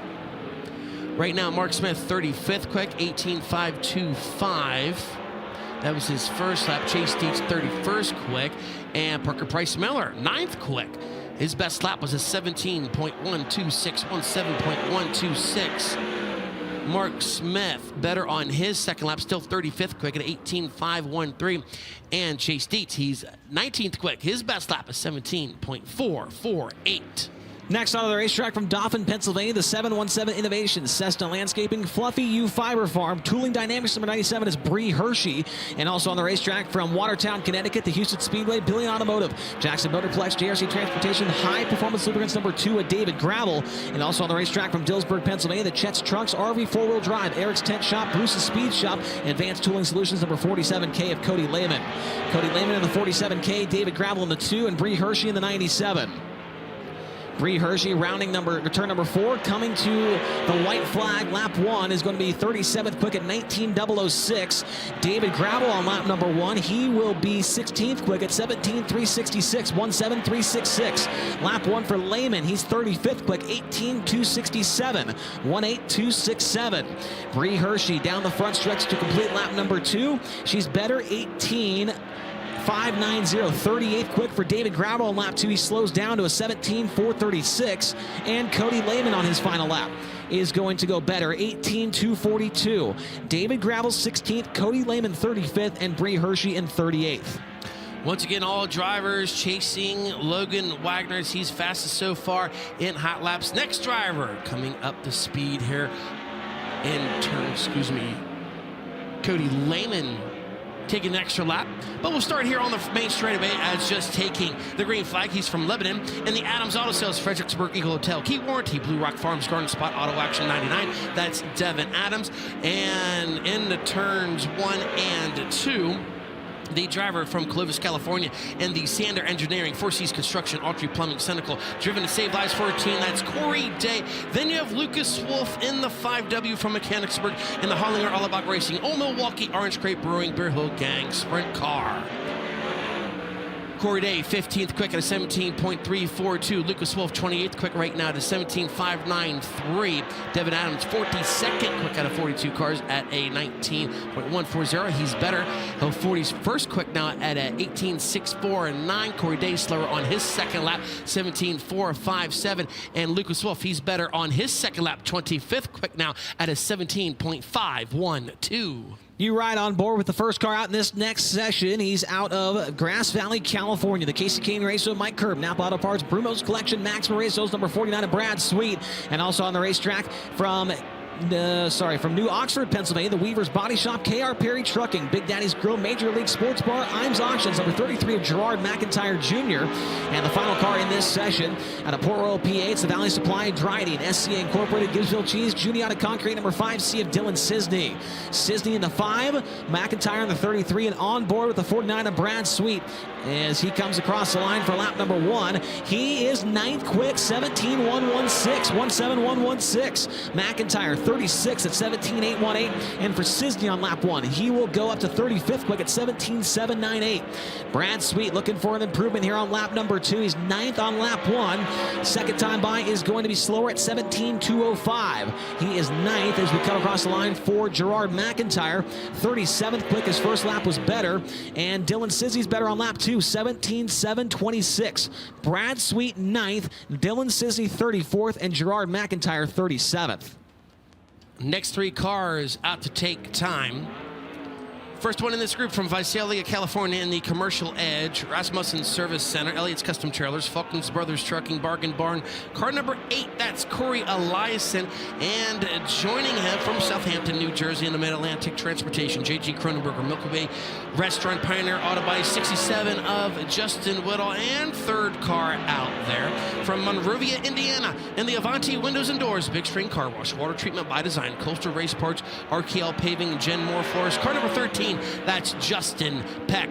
First lap time for Corey Eliason, 31st quick at a 17.657. Justin Whittle, 33rd right now at a 17.672. Justin Peck, 24th quick at a 17.496. Eliason gets the checker flag. He's better, 20th now at a 17.382, 17.382. Whittle slower on his second lap at 18.290. Justin Peck, he'll move up the board just a tad, 21st quick now at a 17.399. From Royersfield, Pennsylvania, it's the Kaufman Financial Service, Sunny Hill Farm Trucking, TC Transportation number 17B. It's the Royersford Rocket, Steve Buckwalter. And also on the racetrack from Oklahoma City, Oklahoma, the Sickguard Engine Oil, Hample Oil, Mystic Lubricants, Western Flyer Express, Deathbridge Optical, number 5T of Ryan Timms.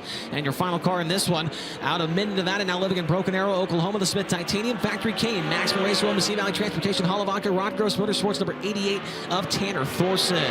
Tanner Thorson in the 88, Ryan Timms in the 5T, and Steve Buckwalter in the 17B.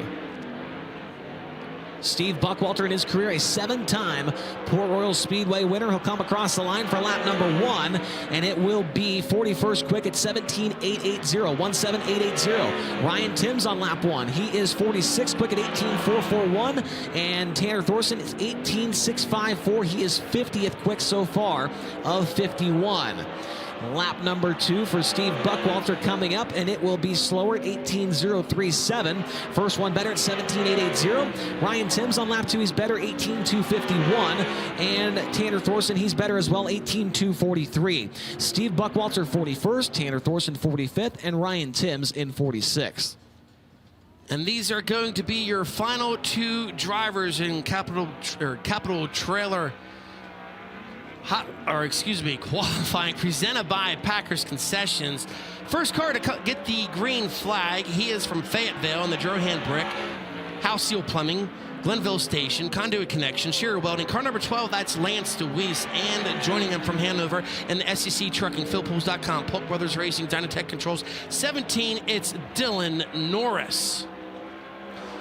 Lance DeWeese has 122 career victories here at the Port Royal Speedway. He's 42nd quick at 18.071, 18.071.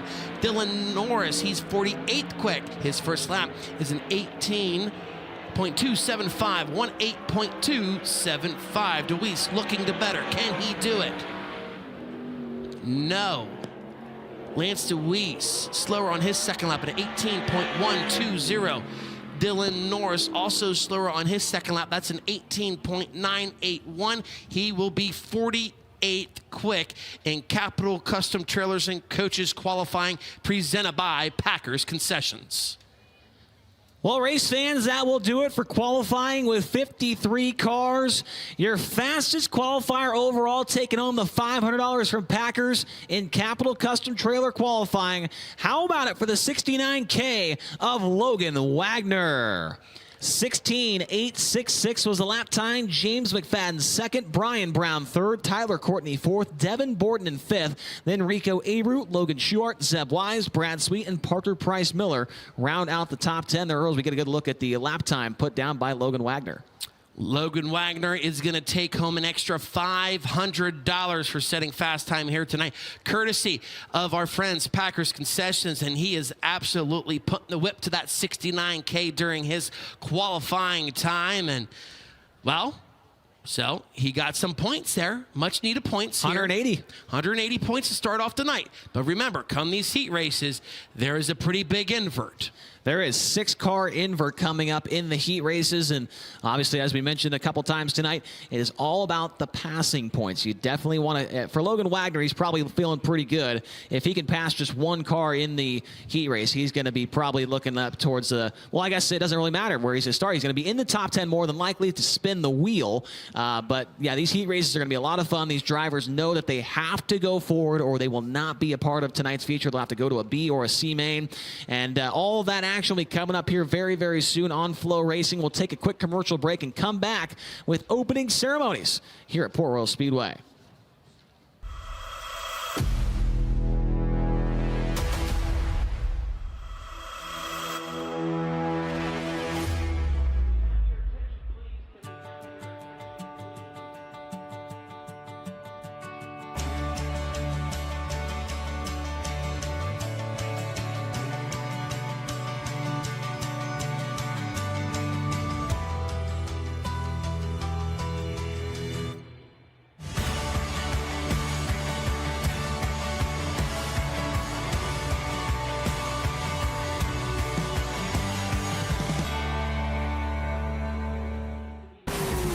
When it comes to magneto ignition performance, there's only one name that you can trust, and that's BR Motorsports Ignitioneering. Servicing the racing industry for over 30 years, our state-of-the-art Magneto Dyno Test Lab facility is equipped with the most technically advanced equipment available. And that's why crew chiefs like Paul Silva and Philip Dietz choose BR for all their ignition needs. To learn more, visit us at brpromag.com. Capital Custom Trailers and Coaches.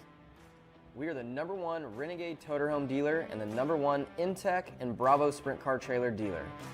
No one sells more Toterhomes and Sprint Car Trailers than we do. Check out our complete lineup at capitalrenegade.com. If you're in the market for a Toterhome or a trailer, trust the people that are in the pits with you and that support the sport. Your best days of the year start here at Kubota Orange Days. It's the year's biggest selection of Kubota tractors, zero-turn mowers, and utility vehicles, including the #1 selling compact tractor in the USA. Plus the year's best deals like 0% APR for 84 months or up to $3,300 off select compact tractors. Orange goes all day, sales ending soon. Visit your local dealer today. Find your nearest dealer at KubotaOrangeDays.com. And welcome back, everyone, to the Bob Weikert Memorial here at the Port Royal Speedway. As we just got done with qualifying, once again, we like to congratulate Logan Wagner for setting fast time overall here tonight in Custom Trailers and Coaches qualifying presented by Packers Concessions. He'll take home an extra $500. As you can see, a absolutely jam-packed house of race fans here at the Port Royal Speedway as the drone makes its way over to turn 4. Look up, race fans, give us a wave. Let everyone know where you're sitting at home as we are still getting sprint cars back out to the pit area. Once we get all them out there, we are going to bring out the Zimmerman Truck Repair Limited late models. And Brad, what a way to have a Bob Weikert Memorial here on Memorial Day weekend. I mean, we still have fans buying tickets to come inside of this beautiful racetrack. Yeah, it's been incredible to see, and all the fans that are packed in here to the borough of Pennsylvania. We thank all the fans for the patience of what this weekend has been and what racing has been in central Pennsylvania. Things haven't really changed, but been blessed with a nice day here and happy for everybody to spend it with us here at the Speed Palace. Yeah, so once again, for all you fans that are here at the racetrack, if you are in the grandstands or in the infield, all military members, past and present, if you're in the grandstands, please meet me immediately when we are done with hot laps for the Zimmerman Truck Repair Limited late models. I need you down in Victory Lane. If you're located in the infield, you can meet me at the infield gate so we can cross you over. But Brad, we have a very stout field of Zimmerman Truck Repair Limited late models here this evening. Yes, and they are racing for $2,500 to win. The original person was going to pay $2,000, but Mark Zimmerman of Zimmerman Truck Repairs put up an extra $500 for tonight. So as you can see, Mike Kleck Paving and Seal Coating track crew making their way in here. They're going to just roll the bottom really quickly before we bring those limited late models out. But typically they race for 1.5 thousand to win. Now racing for 2.5 thousand here tonight as a part of the Bob Weikert Memorial. And Brad, while we have some time here, we had a lot of activities going on throughout the afternoon and all weekend long. We mentioned it at the top of the broadcast. Friday morning, we kicked things off down at the Lost Creek Golf Course with our first ever Bob Weikert Memorial Golf Tournament. And then we had some activity here last night. Yeah, we got rained out, but still, the band Gravy, they were able to play, and we had a full list of activities here this afternoon. Yeah, we had the Kids Zone that took place that was originally scheduled to be yesterday, take place today. And there was ice cream given out courtesy of the Frozen Farmer. And then Gravy performed again, but we had the Indianapolis 500 watch party going on. They battled some weather, but we all got to hang out. There were cool prizes given away thanks to our friends at Husitz and Eldora as well. And then, of course, we had the Weikerts donate some things. The donut delivery that went off at 9 o'clock in the morning. The camping section was very grateful to see some of those donuts coming through, and a tailgate contest that went on from 11 to 12 as well. So plenty of cool things that happened here throughout the day. Yeah, so right now, while we have some time, for any of you kids that participated in the kids prize package, you may want to get your tickets out because we are going to pull some lucky numbers here. Once again, these are the kids prize packages courtesy of the Weikert family. If you came to some of our pre-race activities inside the commercial building, get out your pink tickets right now. Once again, these are the lucky numbers for the kids prize packages, as we still have the track crew putting some final touches on before we bring out the Zimmerman Truck Repair Limited Late Models for their hot lap session. So we are going to pull a couple of lucky numbers right there, Bradley. Yes, we got the first 9. We got 18 packs to give away. So the first 9, if you got your tickets ready, first winning number 649455, 649455. And then following that ticket, we got 649440, 649440. Third winning number 649443, 649443. Fourth winner, 649412, 649412. Fifth winner, 649458, 649458. And then we got 649428, 649428. We got 3 tickets remaining here for the first half, 649430, 649430.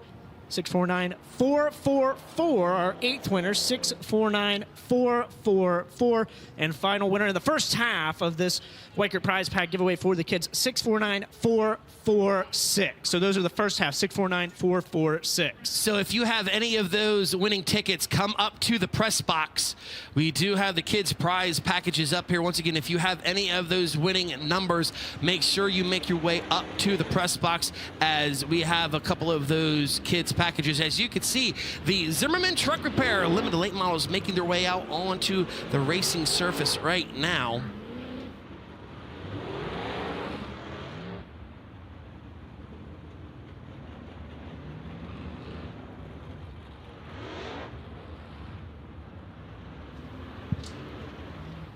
So as you'll see him come out here now, there you got car number 70 making his way into turn number 3 and 4. That's DJ Myers. DJ Myers out there in car number 70J. He'll be trailed by the 12K of Jared Folkroad out of Mifflintown in the Harshbarger Sub and Malt C&D Rigging Penske Supply Burger King of Mifflintown entry. And then following him, we got the 12K of Kenny Yoder. Kenny Yoder in the 7. Kenny Yoder will be in the 7 from Mifflintown. Yoder Chiropractic, Brandon Lawyer Septic, Ashley Yoder Design, Casner Service Center entry. There you got the D19 of Dylan Stake. He typically competes with us in super late model competition out of Mapleton Depot in the Barron's Race Engine, Wagner's Excavating Tin Man Body Shop, Penske by JDS entry. And there's Drew Weiser, another 19 out there with him from Burnville. B. Weiser Flooring, Burnhauser Racing Components, Focus Shock Technologies, Laser Chassis car. And there's the 44 of Sean Shoemaker with him out of Mount Union. Hoover Loving, Jagged Edge, Penske by JDS, RS Bowser Plumbing, the sponsors on car number 44. And there's the 7 of Mead Hahn. No, that is Hunter Fulton out of Carlisle. That's the 7F of Hunter Fulton. Hunter's first appearance with us here at Port Royal Speedway. Our winner the last 2 times. The Zimmerman Truck Repair Limited Late Models have been in town. There's Flying Ryan Zook out of Mifflintown. Zimmerman Truck Repair, Zook's Tax Service, Terra Farm, Dryden, all the sponsors on the 28Z. His checkered flag has gone out for the first session of Hot Laps. Times coming in right now. Sitting at the top of the board is the 28 of Ryan Zook, the fastest in the first session of Hot Laps for the Zimmerman Truck Repair Limited Late Models. His time, a 20.699, the time for Ryan Zook. Dylan Stake, second quick with a 20.738. Sean Shoemaker, third with a 20.798. Kenny Yoder, fourth with a 20.826. And DJ Myers in the 7DJ, fifth quick with a 21.133. Out there now, coming down the front stretch, that's the 13 of Brad McGinnis out of Huntington, PA, in the Martin Motorsports Racing. Baron Race Engines, Bill Stein, number 13 entry.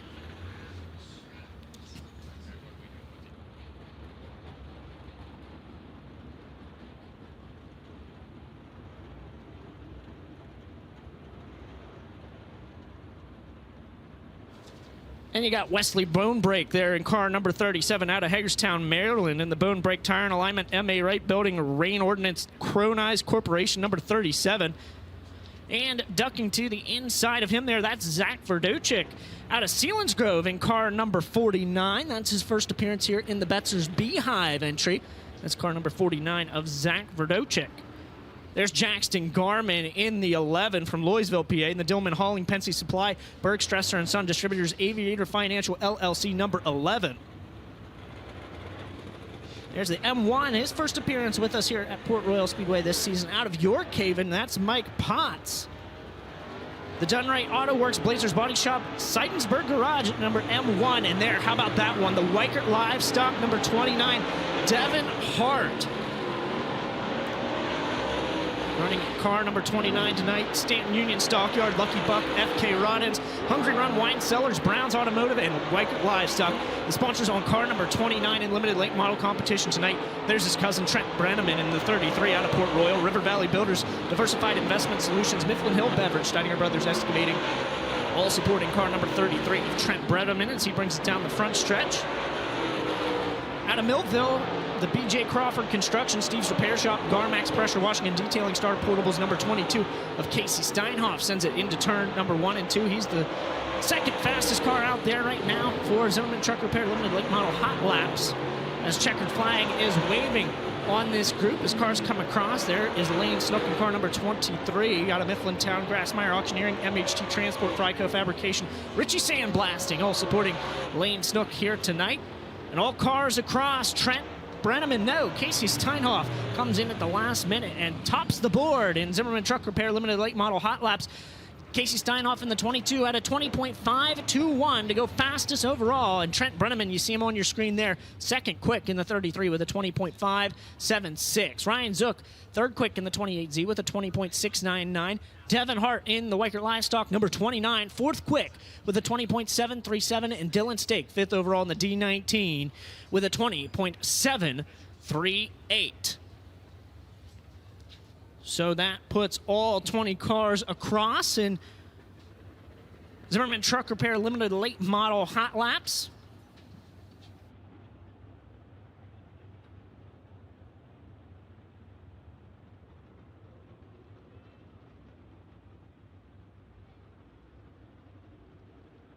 So that will wrap up warm-ups here for all divisions. Next up will be opening ceremonies down in Victory Lane. We'll take a quick break here on FloRacing before we get right back into that. Hey guys, I'm Rico Abreu, and you're watching High Limit Racing on FloRacing.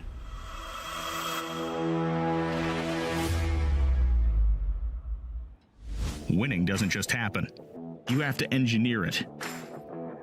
You have to test it and make it better than it was the last time.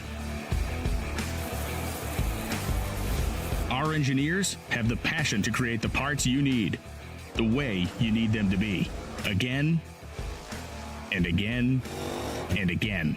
We've led this game for over 40 years, and we design, refine, and perfect every valve train part worthy of the winner's circle. Established in 1983, FK Rod Ends has been the industry leader for both midget and micro racing. Family owned and operated, we take pride in our products and our name because we know you value yours. Visit our website, www.fkrodends.com, to find out how you can join our winning team. FK Rod Ends. To beat the best, you've got to use the best.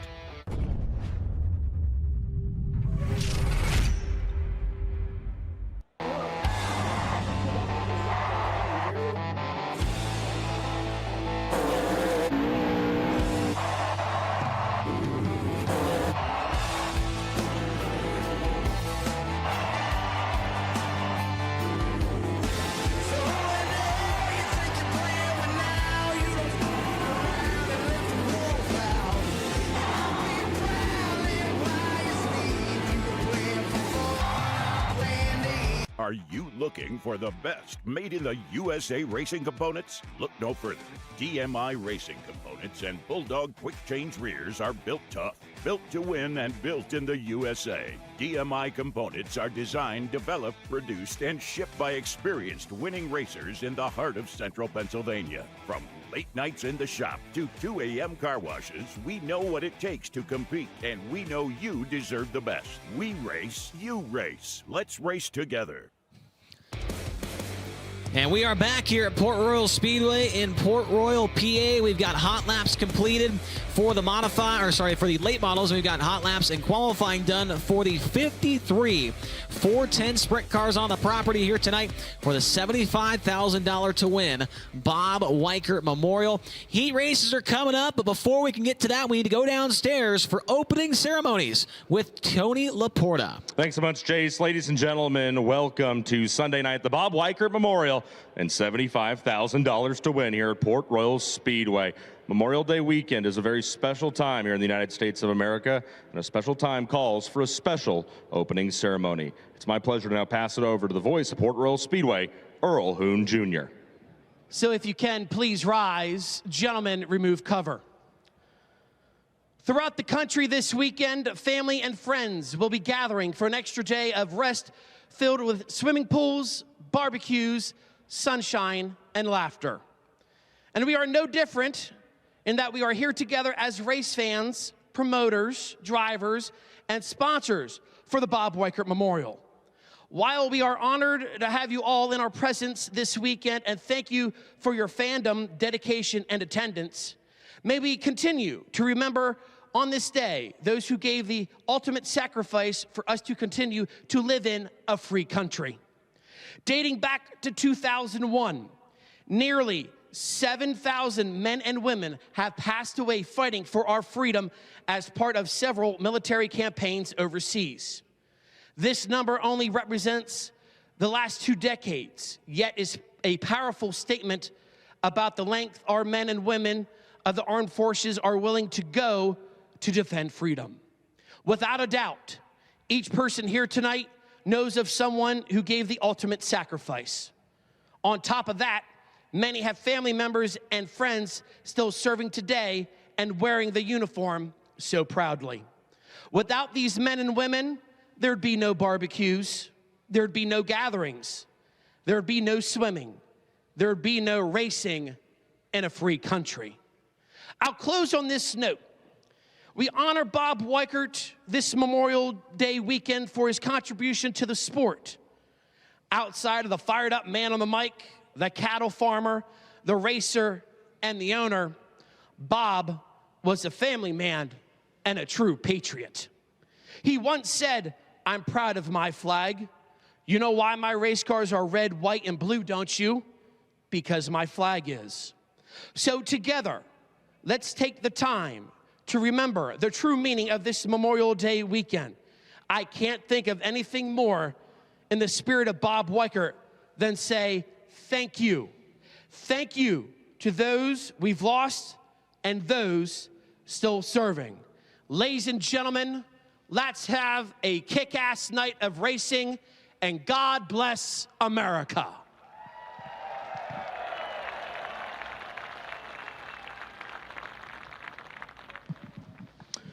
Fans, as we continue opening ceremonies here, we ask that you please remain standing.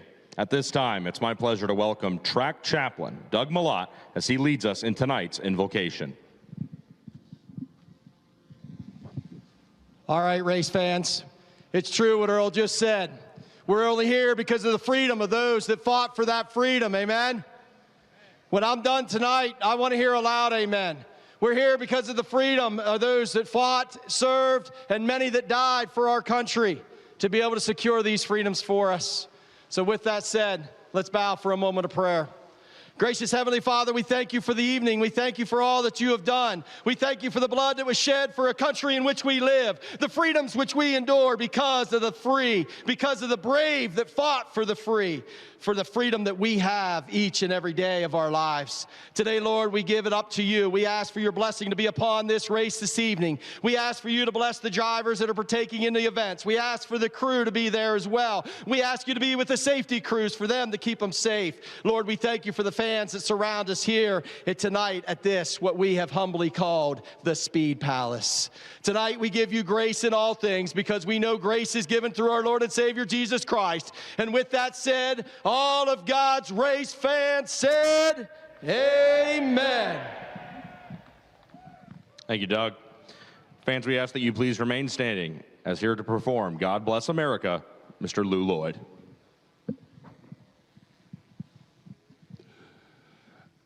God bless America, land that I love. Stand beside her and guide her through the night with the light from above. From the mountains to the prairies to the oceans, white with foam. God bless America, my home, sweet home. God bless America, my home, sweet home.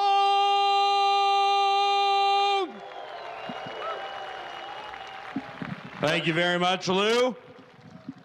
And now, fans, as we prepare to honor America with the performance of tonight's national anthem, it's our pleasure to welcome Miss Central Pennsylvania, Abby Traxler, as she performs tonight's national anthem.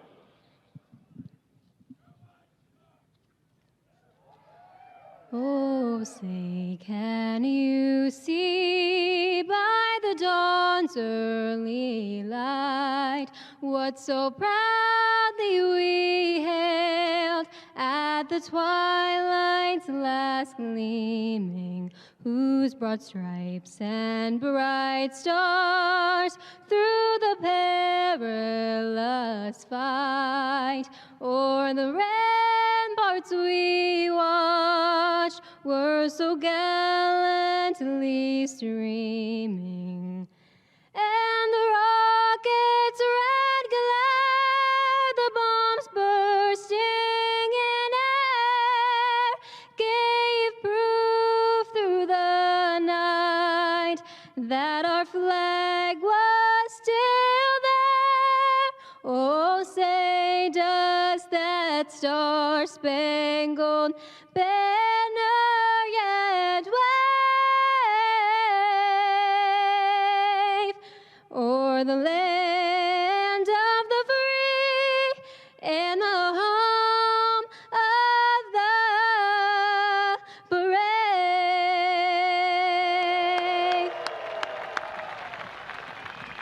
Race fans, how about one more big round of applause for Abby Traxler?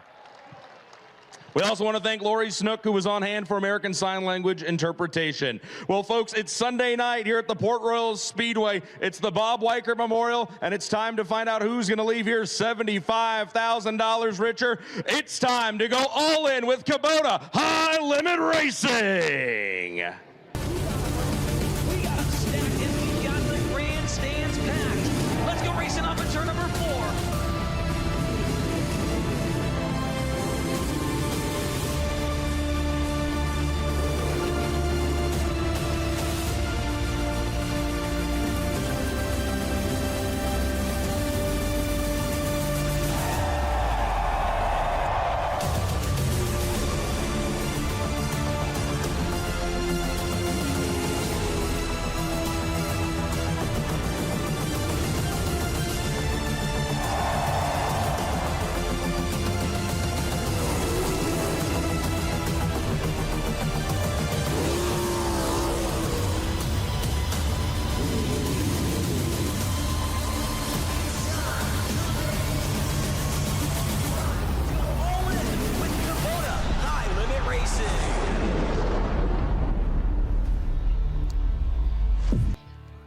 Heat race action ready to go here at Port Royal Speedway. The first one is brought to you by the guys at TJ Forged Wheels, which was started by Taylor TJ Weld to build the best no compromises forged wheels for high performance motorsports. We only build forged aluminum wheels using proprietary tooling and exclusive manufacturing processes that clearly elevate our wheels above the competition. Product quality, product safety, and exceptional customer service is what we do. We lead where others follow. Don't settle for close enough. TJ Forged. Here is the lineup for TJ Forged Heat Race number 1.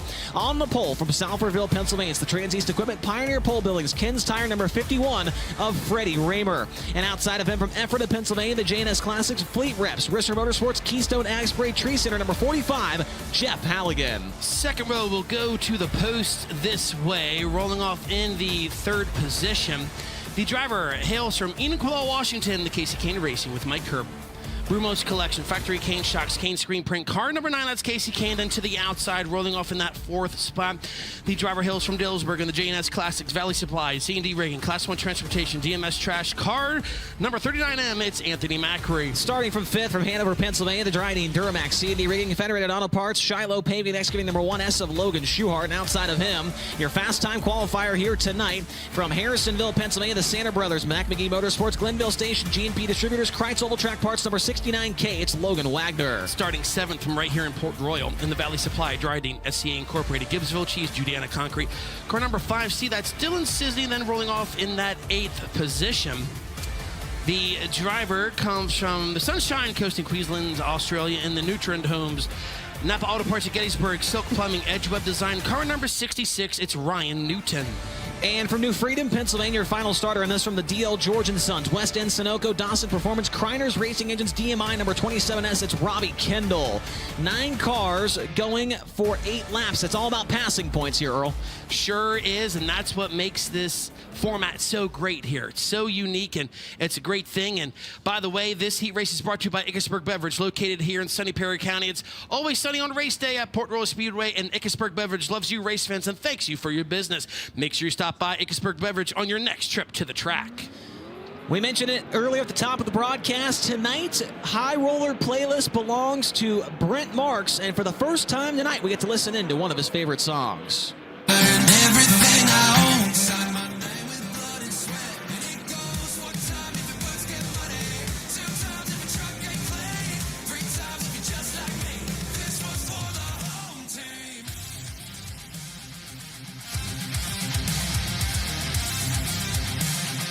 This one's for the home team.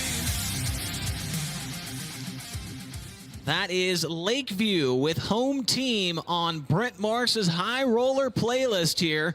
The HendrickCars.com pace truck is out there pacing the field around. 9 cars, 8 laps. Passing points. The name of the game. We do have a car that's scratched. Tony Laporta, what's going on? Jeff Halligan pulled in, guys, right as they were coming down the back straightaway last time by, not here in formation. But at the 45, Halligan did duck in off the track. This infield's kind of big, so I'm looking for him right now. Going to try to find out what's going on. Well, Jeff Halligan not going to make the start of this one, and that will affect these guys.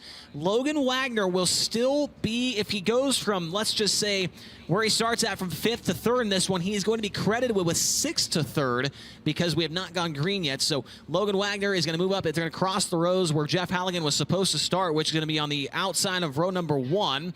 And so that's going to shake things up here as the HendrickCars.com pace truck will pull into the infield in the back straightaway. And we will go green here in TJ Ford's Heat Race number 1 this time by. Now it's going to be Freddie Raymer and Casey Kane in row number 1. Anthony Macri alongside of Logan Schuhart in row 2. Logan Wagner, and then it looks like on the outside is Dylan Sisney and Ryan Newton round out the cars for 7 of them going 8 laps. Here we go, TJ Ford's Heat Race number 1. Green flag is out. They drag race into the turn. Casey Kane working the middle. He'll take the lead on the back straightaway. Raymer, he'll settle in 2nd. There goes Logan Schuhart by Anthony Macri for 3rd. And Logan Wagner has already lost a position here in this one. Your fast qualifier getting passed by Dylan Cisney off of turn number 4. Cisney now up into 5th as Macri looks underneath of Schuhart and Freddie Raymer into turn number 1. Anthony Macri getting by 2 cars in turns 1 and 2. Move the 39M up to P2. Can Macri chase down Casey Kane as Kane has already a 10-car length lead over the field as Macri comes off corner number 4 in the runner-up spot, but we got a battle shaping up to that runner-up spot because here comes Logan Schuhart. Schuhart dips to the inside in turn 2. That's actually a different wing than what we saw Logan Schuhart qualify with earlier. Remember we were talking about the paint scheme, the new paint scheme they had on that car, a brand new car. Tonight was the first laps on it, and it looks like they've changed wings on that machine as he rolls down the front stretch in pursuit of Anthony Macri for 2nd position. Now we got a battle for 5th at your screen in turn 1. Look at Logan Wagner. He'll hit the cushion in turn 2, straighten the car back out. He'll drive by Freddie Raymer as Freddie Raymer is off the pace. Your Polstead are going to pull into the infill in the back straightaway, so that's the end of the heat race for the 51 of Freddie Raymer. Casey Kane comes across the line, 4 in and 4 to go. Anthony Macri definitely closing in a little bit there in that 39M car, about 10 or so car lengths as they work down the back straightaway. Anthony Macri trying to get up from 4th to the lead here in heat race number 1. Casey Kane is going to see 3 laps to go this time by. Anthony Macri is tracking him down. Both cars working the cushion there in turns 2. Macri has great speed in the entrance. Chase, he cut down the lead to about 6 car lengths. Yeah, the last time by, Casey Kane at 18.628, Macri at 18.304, so 3/10 taken out of the lead of Casey Kane. This time by, 2 laps to go here in heat race number 1, brought to you by TJ Forged Wheels. Anthony Macri going to try and roll the inside of the racetrack in 1 and 2. Gets a little bit closer to Casey Kane, but Kane has momentum and pulls that lead back out a little bit as they work into turn 3. Now we also got a battle for 4th. Here comes Logan Wagner once again. Look at the angle of the top wing of Dylan Cisney. Not sure if it was like that when he came out or maybe a wing bracket broke, but he's trying to defend off Logan Wagner's. Things got close there in turn 3. Wagner will take that 4th spot. Yeah, that wing looks to be pretty far back for a heat race for Dylan Cisney. We'll see if that was an issue for him later on as we come to the white flag, 1 to go for Casey Kane trying to hold on in TJ Forge heat race number 1. As the checker flag is out. Oh. Checkered is out. Casey Kane will get the heat race win. Anthony Macri's 2nd. Logan Schuhart will get that 3rd spot as you see the finishing order come up your screen. That's Casey Kane. He'll take home the heat race win. Finishing 2nd, Anthony Macri. Finishing 3rd, Logan Schuhart. Finishing 4th, Logan Wagner. Then you have Dylan Cisney finishing 5th. Ryan Newton will finish at 6th. Finishing 7th, Freddie Raymer. Then you have Jeff Halligan in 8th, and Robbie Kendall will be credited with that 9th position. Definitely a tough heat race for a couple guys there. Freddie Raymer, Robbie Kendall, Jeff Halligan, all of them either pulling off or not making the start of TJ Ford's heat race number 1. So not exactly you want to see for a couple of those guys, as looks like Casey Kane will make his way over to talk to Tony Laporta. Heat race number 1 winner brought to you by TJ Forged. Starting 2nd and moving his way up to score the win here in TJ Forged Heat 1. Passing points, the name of the game here, Casey. So Port Royal Speedway, a place that you've got laps. Qualifying looked very stressful. How does everything feel now that you're through qualifying and the heat? Yeah, qualifying was tough. The heat race there, yeah, the track's really wide. There's a lot of racetrack out there, and yeah, the car felt pretty good, a little bit free overall. So we'll just work on it. Hopefully we have enough points, and we'll go to the future. Casey Kane knows the counting points is the name of the game, guys, and he's going to take this number 9 back to the attention of Wayne Pretty and his Casey Kane Racing crew. Thank you very much, Tony Laporta. His heat race number 2 is brought to you by the guys at DMI Racing Components, which are built with the precision of skilled machinists and the common sense of winning racers. Located in the heart of Central PA, you can find us every week participating in the sport we love. You race, we race, let's race together. On the pole of DMI heat race number 2 from Liverpool, Pennsylvania, it's the Mountain View Travel Village Square Plaza, high-tech metal Smith Titanium number 11 at TJ Stutz. And outside of him, from Allenwood, Pennsylvania, the Calvin Excavating White Bread Titanium Houck Trucking Fultz Auto Body number 33 of Derek Houck. Starting in the 3rd position from Visalia, California in the Commercial Edge, Rasmussen Service Center, Elliott's Custom Trailers, Falcon Brothers Trucking, Bargain Barn. Car number 8, that's going to be Corey Elias. And then to the outside of row number 2, flying Old Glory, like Bob Weikert would want it to be. He's from Gettysburg in the Derek Snyder Self-Made Racing, Weikert's Livestock, RV four-wheel drive, York Excavating. Car number 29, it's Danny Dietrich. Row 3 on the inside from Angola, Indiana, the Sundollar Restoration, Ford Performance, Sage Fruit, Race Indian Foundation, number 26 of Zeb Wise, and outside of him, from Alice Springs, Northern Territory, Australia, the Mobile One, Toyota Racing Development, Roth Enterprises, HR Livestock Transportation, number 83, it's James McFadden. Fourth row looks like this. To the inside from Canton, Illinois, in the NOS Center, Zick Bonds, Logan Contractor Supply, Elliott's Custom Trailers and Carts, TK Concrete. Car number 55, it's Chris Wyndham. And then looking at that 8th position from Warrington, PA, in the A.H. Cornell and Son, Glendale Labradors. Car number 55, it's Dominic Malaire. Final starter in this one from Sunbury, Pennsylvania, A1 Towing and Recovery, Sealands Grove Ford, Doak & Company, Ritz Transportation, Colby Coast Service Center, number 33W, it is Mark Smith. This heat race is also brought to you by Harshberger's Sup and Malt, serving you at 2 locations in McVeigh and Mifflintown. They serve great food in a 50s mood. They offer 24 flavors of homemade ice cream and great daily specials. Make sure you join them on 50s Night Wednesdays, and also look at their Facebook page today. Thank you very much, Earl. We got an onboard cam. We'll be on board with James McFadden throughout this heat race. Before we do that, though, let's listen in one more time to Brent Marks' High Roller playlist. Cars.com pace truck about to pull off the racetrack. And it does. TJ Stutz and Derek Hauk in row number 1. Corey Eliason and Danny Dietrich in row 2, Zeb Wise and James McFadden, Chris Wyndham, Dominic Malaire, and Mark Smith.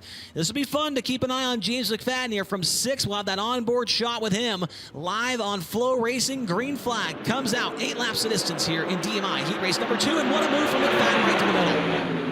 Looking to go 3 wide at the start. Here comes McFadden. He's looking for the lead now as we're 3 wide for third. Here comes Danny Dietrich. Dietrich found some grip on the bottom. He'll look to the inside. Now he's going to look to the lead. Danny Dietrich looks to the lead down low. He'll slide up. Here comes McFadden. They're almost 3 wide at the line. And Dietrich will lead lap number 1. Danny Dietrich fourth to the lead on lap 1. Now McFadden makes the issue known right there into turn number 1. Gets by TJ Stutz and moves into the 2nd spot. McFadden up to P2. Stutz back to 3rd. And here comes Derek Hauk. Now trying to put a move on TJ Stutz. Derek Hauk will take 3rd in turns 3 and 4. Derek Hauk looking good. Stutz looking to come back on him. They're side by side at the line once again. Stutz rolls into corner number 1. He'll get that right rear up, makes the mistake. Derek Hauk, he'll capitalize on that mistake, and it goes back into P3. Dietrich so impressive here in this one, pulling away now from James McFadden. Picked up the win last night at Williams Grove Speedway in the John Trone Tribute Race for $10,000 there. And Dietrich in car number 29 making his way around the inside of the racetrack. The winner earlier this year, back on April 16th, makes his way around, and he has got a huge lead over James McFadden. Look at this battle back here for 4th as Eliason gets by TJ Stutz and Zeb Wise. They got together right there. Zeb Wise was looking to make a move. He'll go back up high there in turn 4. Can he get by Stutz? Oh, they got close once again on the straightaway. Stutz down low looking to pass Corey Eliason. Eliason back on his horse off of turn 2. Eliason, a big move off of turn number 2, gets around TJ Stutz, and Zeb Wise will follow through as well. Now Zeb Wise is up into the 5th position. He started there, lost a couple spots at the beginning of this race. He currently now runs in 5th. Remember last year, Zeb Wise got that first ever World of Outlaws win right here at the Port Royal Speedway, and he looks to now track down Corey Eliason for 4th. Meanwhile, we'll look back up front. There's your leader, Danny Dietrich. Last time by, he had a 2.2 second lead. This time by, it's up to 2.9 seconds. So the Weikert's Livestock car number 29 is absolutely ripping this heat race. Yeah, Danny Dietrich looks so very good here tonight, early on in the night. Here comes Corey Eliason with a huge head of steam down the backstretch as he closes in on Derek Hauk. Hauk goes to the bottom in turns 3 and 4. Eliason tries to float the middle, gets a run on him down the front straightaway, peels off to the inside down into turn number 1, and Corey Eliason's now got the 3rd spot. He started in 3rd, lost a lot of positions early, and this one gets back into that 3rd position. And already coming off of corner number 4 for the final time, winning the 2nd heat race of the night is going to be car number 29 of Danny Dietrich. Finishing 2nd will be James McFadden, getting great points in that heat race, and finishing 3rd will be car number 8 of Corey Eliason. Wow, Danny Dietrich asserting his dominance here in this one, looking to pick up another Weikert win. He gets it done in 29. James McFadden finishes in 2nd, Corey Eliason in 3rd, Derek Hauk 4th, Zeb Wise in 5th, TJ Stutz 6th, Mark Smith 7th, Dominic Malaire 8th, and Chris Wyndham finishes up in 9th as James McFadden loosens up the belts after a hard-fought 8 laps to finish up in that 2nd position after starting in 6th. That'll be great passing points for James McFadden in this one. A 6-2 run 1 worth 113 points by my calculations. I am no Wikipedia, but I believe looking at this passing points format or chart, it looks like 113 for J-Mac, and he will certainly be happy with that after that second place qualifying earlier on during Capital Custom Trailer qualifying. A guy that is going to be very happy about this and is a big part of this event is Danny Dietrich, and he's going to talk to Tony Laporte after the heat race win. Danny Dietrich brings the Weikert's Livestock Incorporated number 29 to a stop here after going 4th to 1st. Danny, the car looked fast on track. It looks beautiful sitting here. What's it like to be a part of this race and to be running these colors for the Weikert family? Oh, it's fantastic, especially when you're out front. Hopefully we can get this thing out front for 75,000. That was a pretty wild first lap, so you got to do what you got to do for this kind of money.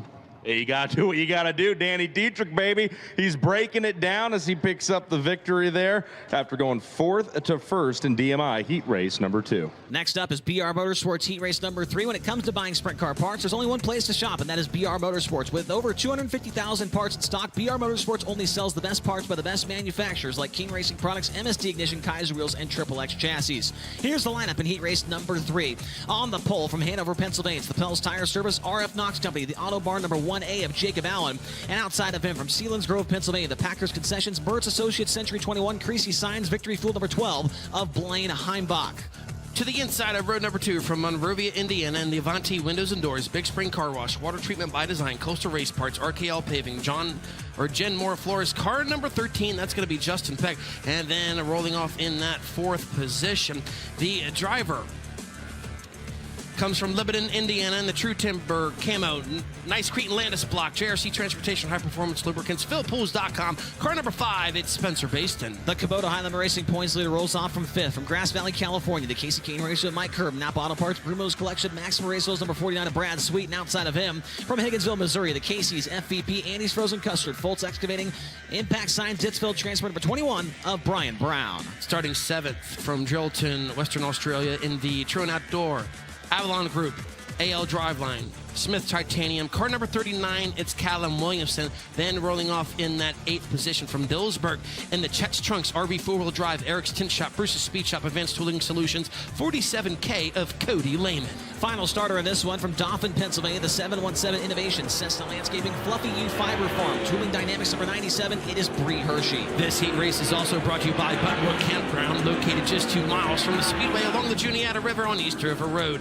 With over 270 tent and RV campsites, Buttonwood Campground has an atmosphere of mountains, rolling farmlands, and fresh country air. To complete your camping experience, check them out at www.buntwoodcamp.com. Got another onboard in this heat race with Brad Sweet looking out the right side of the Napa Auto Parts number 49 car. That is going to be a great angle as he tries to come from 5th and make his way forward here in BR Motorsports heat race number 3. Let's listen in one more time to Brent Marks' High Roller playlist here, boy, on Brent Marks' High Roller playlist here tonight at Port Royal Speedway. Tony. That song got me through 7th grade, Chase. That's all I wanted to say. Thank you for that update, Tony. Yes.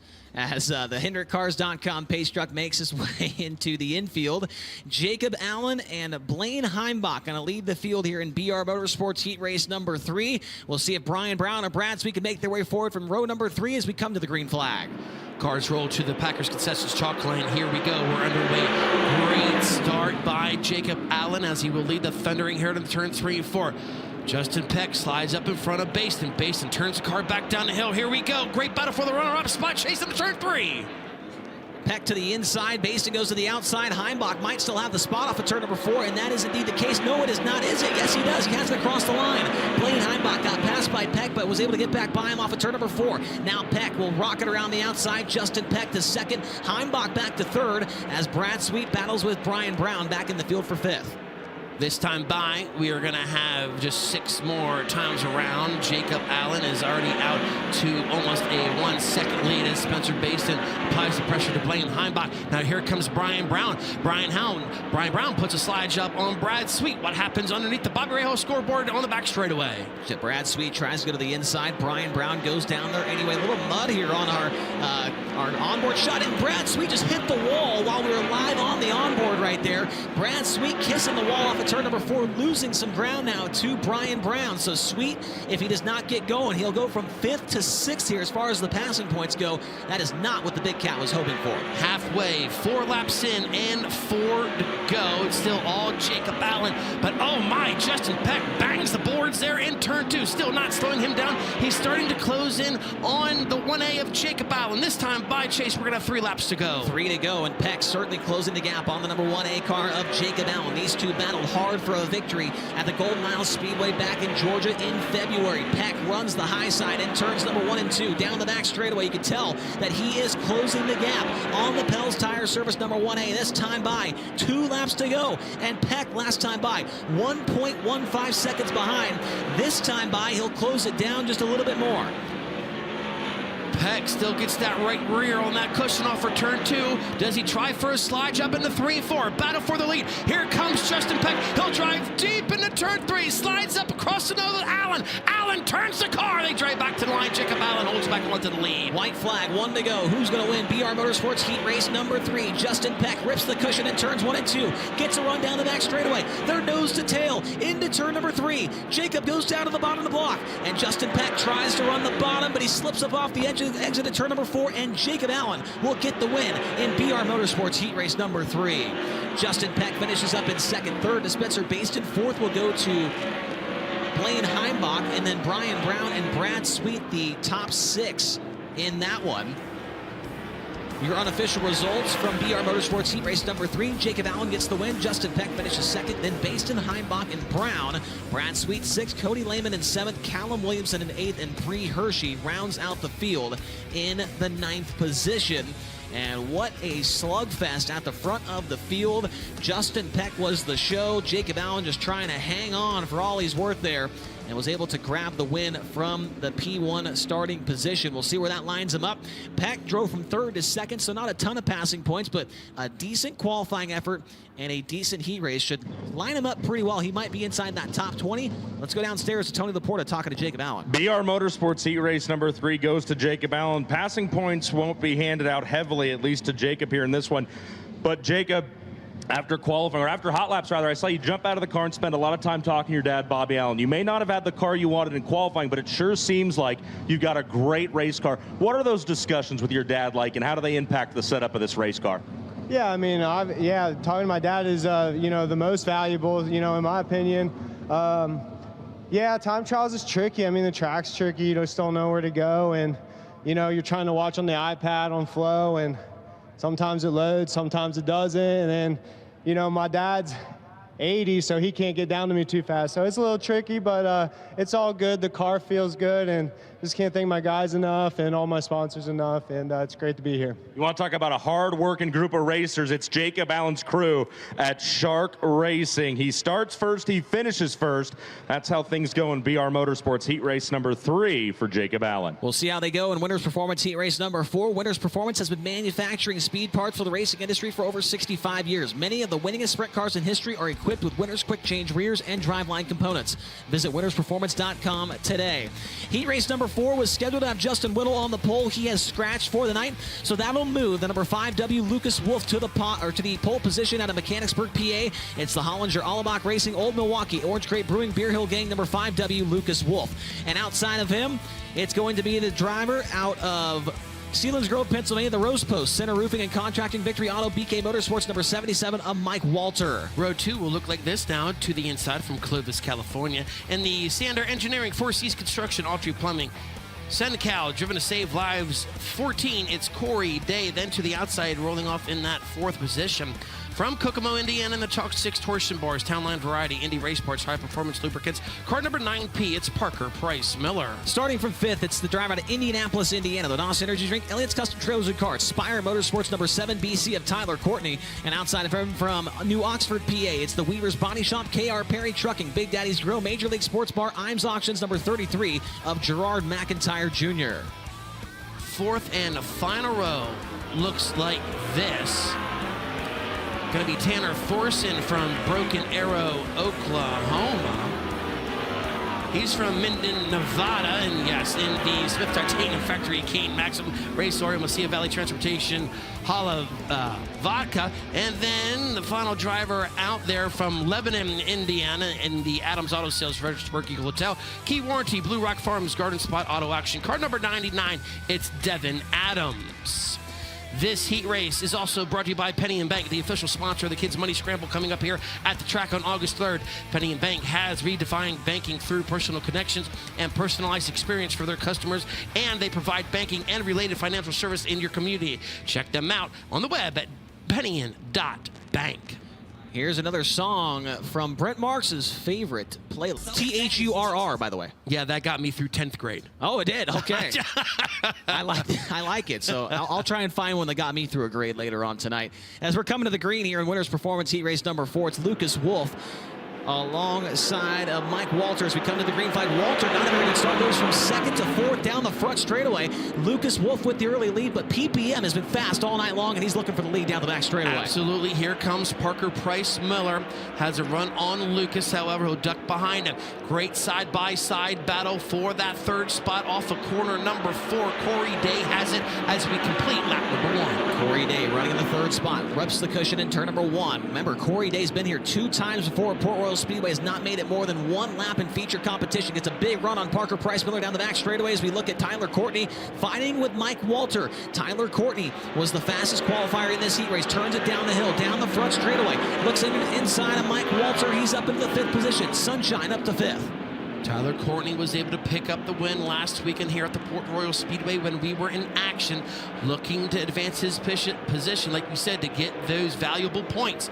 This time by, we are going to have 5 laps to go. It's all Lucas Wolf in 2nd. Parker Price Miller, Corey Day still in 3rd. Here comes Courtney. He'll look to the outside of Adams for P4. He's got the spot, but a good run so far for Devin Adams. Started dead last, has already passed 3 cars here in this one. The race for 2nd's heating up. PPM slides through the slick, gets to the cushion, gives a big run to Corey Day down the front straightaway. Corey Day goes back to the top in turns number 1 and 2. He's going to have a run on the number 9P as they work off a 2. He has to try and turn it down the hill. Does not work, and Parker Price Miller pulls back away. Yeah, you can see the rear tires got loose on Corey Day. Now here comes Tyler Courtney. He found something rolling right through the middle of the racetrack. 3 laps to go. The battle still rages on for the runner-up spot. Parker Price Miller now. He'll rip the lip. Corey Day's right there, and now here comes Sunshine. The race is on for 2nd. The race for the lead. Don't even worry about it. Lucas Wolf is checked out with this one. He got a win last week at Williams Grove Speedway. Now the race for 3rd. To the inside comes Sunshine. Cannot make the pass. Corey Day drives around on the outside. 2 laps to go. And now Day looks underneath the Parker Price Miller. Huge slider coming in for P2. And he's got it off of turn number 2. But he bangs the wall. Parker trying to come back by. Now they switch lanes in the 3. Parker Price Miller down low. He'll squeeze the 9P and 4. Slide job. Corey Day, he'll run down the horn. Wow, what a move by Corey Day to take that 2nd spot away with 1 lap to go. Now they're looking to go 3 wide in turns 1 and 2. Tyler Courtney wants a piece of this action as Parker Price Miller slides up the hill. Corey Day back to the inside. Sunshine's got 3rd. Sunshine looking for 2nd at turn number 3. Corey Day turns it down, or turns it up the hill. Tries to get to the cushion. Off of turn number 4. Drag race to the line, and Sunshine is going to go from 5th to 2nd there after the issues earlier on in this heat race for Justin Whittle. And Tyler Courtney, wow, he waited till the very last moment, but he ends up in the runner-up position here tonight in the 7BC. But it's all about Lucas Wolf in heat race number 1. The 5W rolls from the pole, and he gets the win. Tyler Courtney 2nd. Corey Day ends up in 3rd. Parker Price Miller 4th. Devin Adams in 5th. Gerard McIntyre Jr. in 6th. Mike Walter in 7th. And Tanner Thorson rounding out the field in the 8th position. Lucas Wolf picked up a win last week at the Williams Grove Speedway, and now he's carried that speed into a heat race win at the Bob Weikert Memorial here at Port Royal Speedway, and he did it in pretty darn convincing fashion right there. A pretty large gap back to the 2nd place car of Tyler Courtney. And Lucas Wolf's going to make his way over to Tony Laporta and have a word with him after that dominating heat race win. Guys, it's race day here at Port Royal. It's also race day at the Indianapolis Motor Speedway. Hollinger Motorsports is on the side of Lucas Wolf's 5W. That's Brad Hollinger. He is co-owner in the Juncos Hollinger IndyCar team that has 2 cars racing in the Indianapolis 500. Hopefully he's keeping an eye on Lucas Wolf here at Port Royal as well. Lucas, you straight checked out on the rest of that field here in Winners Performance Heat Race number 4. How good does this race car feel, and what do you have to do to make it feel even better as we head towards the feature? Yeah, I mean, look, I think we've had a pretty good roll here the last couple weeks, and especially leading. I think that's always important, almost anywhere, but especially here. But I thought I had good pace. Just need to get a little bit better for early in the night qualifying, probably. But that was as good as I could do there, of course. So hopefully it's enough, and if not, we'll try in the B. Lucas Wolf looking very dominant out here as we get closer and closer to the feature and $75,000. Brad Hollinger's 2 drivers running 20th and 22nd at the last time we checked. Augustine Canapio and Roman Grosjean in the Indianapolis 500. That's a good piece of information right there, Tony. Thank you very much. FK Roddens brings you heat race number 5, and they bring over 35 years of experience to the industrial, performance racing, and off-road markets. Established in 1983, FK Roddens has grown to become the preferred source for motion control products to nearly every industry. To learn more, visit us on social media or find us online at www.fkroddens.com. Here's the lineup for this one. On the pole out of Neptune City, New Jersey, the Capital Custom Trailers and Coaches, Coors Banquet Easy Go number 91, it's Kyle Reinhardt. And outside of him, out of Harrisonville, Pennsylvania, the Mac McGee Motorsports, John Ott Racing, On Miller and Associates, Clugston Lumber Company, Alexander Financial number 55W, it's the legend Mike Wagner. Starting third from Apollo in the Mercedes Motorsports, Ducati of Pittsburgh, Diesel Property Management, MAV Motorsports, car number 42. It's Cy Lynch, and looking to the outside of row number 2. The driver comes from Jonestown. In the Moose is LZ Bar and Grill, Heavy Equipment, C&D Rigging, Adamski Trucking, Milton Hershey School, High Performance Lube, 3Z, it's Brock Zierfoss. Starting from the 5th position, it is the Charpac Coal, Moose Meadows, Cozy Clothes, Tensor Aviation Studio 895, number 35 from Elverson, Pennsylvania, Austin Bishop, and outside of him from Raymond, Washington, the Traco Heavy Industrial, Mountain Ridge Metals, Patton Sons, Moose Blocks, Hohen Schelt Welding, number 23 of Devin Borden. Rolling off in the 7th position from Royersford and the Kaufman Financial Group, Sunny Hill Farm Trucking, TC Transportation. 17B, it's Stevie Buckwater. Then looking to the outside in that 8th position, the driver hails from Oklahoma City, Oklahoma, in the Zitgard Engine Oil, Hempel Oil, Mystic Lubricants, Western Flyer Express, Deathridge Optical. 5T, it's Ryan Timms. And your final starter in this one, out of Bremerton, Washington, the Glenville Station, Hidden Hoof Hollow Farms, Jennings Racing, Control Systems Design, Riverbend Wedding Venue number 23M of Michael Millard.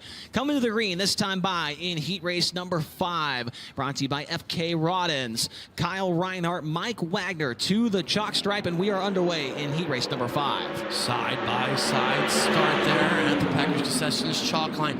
Look at the 55 of Mike Wagner. He'll roll into that spot, but he's not done yet, as he will take the lead away from Kyle Reinhardt in the turn 3. Mike Wagner with the lead. Here comes Cy Lynch with a move to the inside of Kyle Reinhardt, trying to take the 2nd position away, and Cy Lynch, after making the drive from Atomic Speedway last night, makes the move on Reinhardt. He's up into P2. It's been a long couple of days for Cy Lynch, but he looks strong in that Ducati of Pittsburgh number 42. Now Stevie Buckwater, he's starting to make some noise. There you go. You have the Daredevil Devin Borden going to the outside of Austin Bishop. That is for 5th, but Borden got into the guardrail in the middle of turns number 3 and 4. That will allow Bishop to drive back by. Austin Bishop back into the 5th position, and Devin Borden going to work back to the outside in turn number 1, trying to build momentum, trying to get by the number 35 of Austin Bishop. They work down the back straightaway also there, as well as the 17B of Steve Buckwalter. 3-car battle maybe shaping up for that 4th position, but also looks like the 35 car catching up to Brock Zierfoss for 4th as they roll into turn number 1. Yeah, he is there. Bishop looks down low. Zierfoss through the slick. They drag race off the turn. You can start to see Bishop move that top wing back ever so slightly. Zierfoss slams the door, and Austin Bishop had to check up there. Is right there in tow is going to be Devin Borden. And Bishop still able to make a run into turn number 1. Austin Bishop is going to try and make his way by Brock Zierfoss after getting the door closed on him that last time by into turn number 3. Zierfoss rips the wall and gets back around him on the outside. Devin Borden trying to track him down. They all try and work to the inside in turns 3 and 4. Nobody really venturing upstairs in turns 3 and 4, as your leader is Mike Wagner, and he has got a huge gap back to the number 42 of Cy Lynch. This time by, we're going to see the twin sticks in the air as we have a mile to race. It's all Mike Wagner in this one, as he has worked over to a 2.7 second lead over the 42 of Cy Lynch in 2nd. Cy Lynch runs in 2nd. Then it's Kyle Reinhardt, Brock Zierfoss, Austin Bishop, then Devin Borden, Steve Buckwalter, and Ryan Timms round out the field. Then it's Michael Millard. White flag is in the air. 1 to go for the legend. Oh, and there goes Borden into the wall. Devin Borden gets into the wall, gets it back off the wall, drives it down the hill, and maintains his position. checkered flag coming out. Mike Wagner has some lap traffic in front of him. Won't affect the performance because he will come down to the line and win heat race number 5. Also finishing second, the 42 is Cy Lynch, and in third, the 91 of Kyle Reinhardt. So FK Rodden's heat race number 5 into the books. It is the legend getting the win, the 55W of Mike Wagner. Cy Lynch finishes up in second. Kyle Reinhardt ends up in third. Brock Zierfoss fourth. Austin Bishop in fifth. Devin Borden sixth. Steve Buckwalter seventh. Ryan Timms eighth. And Michael Millard finishes up in the 9th position. Now, we didn't have time to listen to a song from Brent Marks' playlist, so let's hit it here as Mike Wagner makes his way over to talk to. Wagner's ever heard that song there, Tony? We'll send it down to you. Yeah, I might ask him. I might not, actually. Mike Wagner ran third at the Bob Weikert in 2023. He picks up the heat race victory here as he takes the helmet off. Obviously, a lot of laps here at Port Royal Speedway in this number 55. Mike, you've run this race. You're here again for another year of it. What makes the Bob Weikert Memorial so special in a race you can't miss? Well, I mean, Bob was such a great guy. I used to race with him when I first started racing. We used to pit beside him. He was you know, I looked up to him and his crew and how he, you know, run an organization. And it's just good that we can, you know, do this, and his family can do this for us. That's very cool. Mike Wagner, again, third place in the Bob Weikert Memorial last season. He gets the job done here in the 5th heat race. Fans of Bob Weikert and the Weikert family on track in the grandstands. They are everywhere here in central Pennsylvania. Chase. Thank you very much, Tony. Heat race number 6 brought to you by the folks at Roto-Rooter.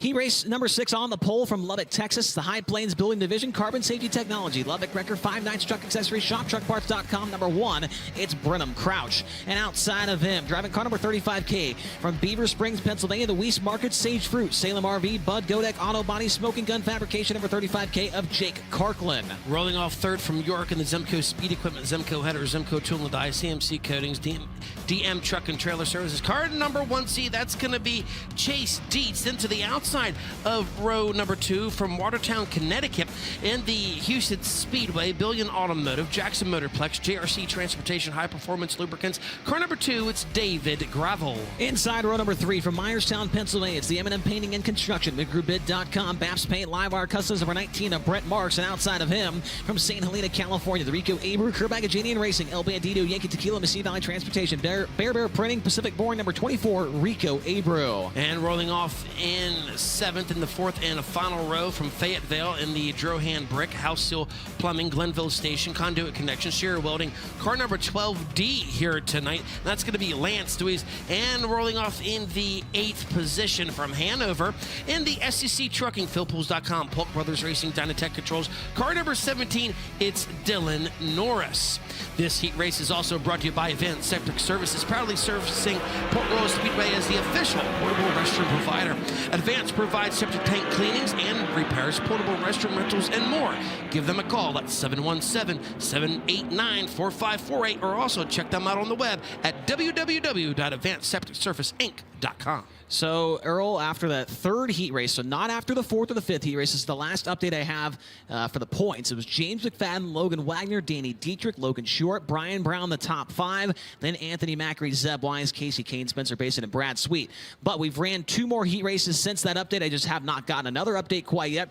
Wanted to let the folks know at home who was kind of in position to be in that top 10. Remember, it's the top 20 in points. They will be locked into the show. The top 10 will spin the wheel for their starting position in tonight's feature event. How about some Def Leppard on Brent Marks' playlist here tonight?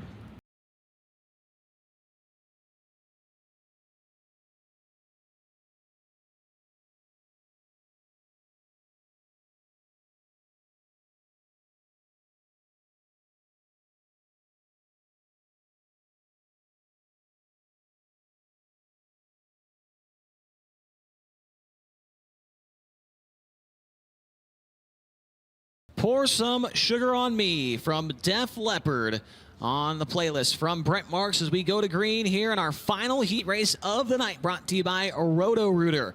Brenham Crouch in his debut to Port Royal Speedway alongside of Jake Karklin as they roll off at turn number 4. We are underway.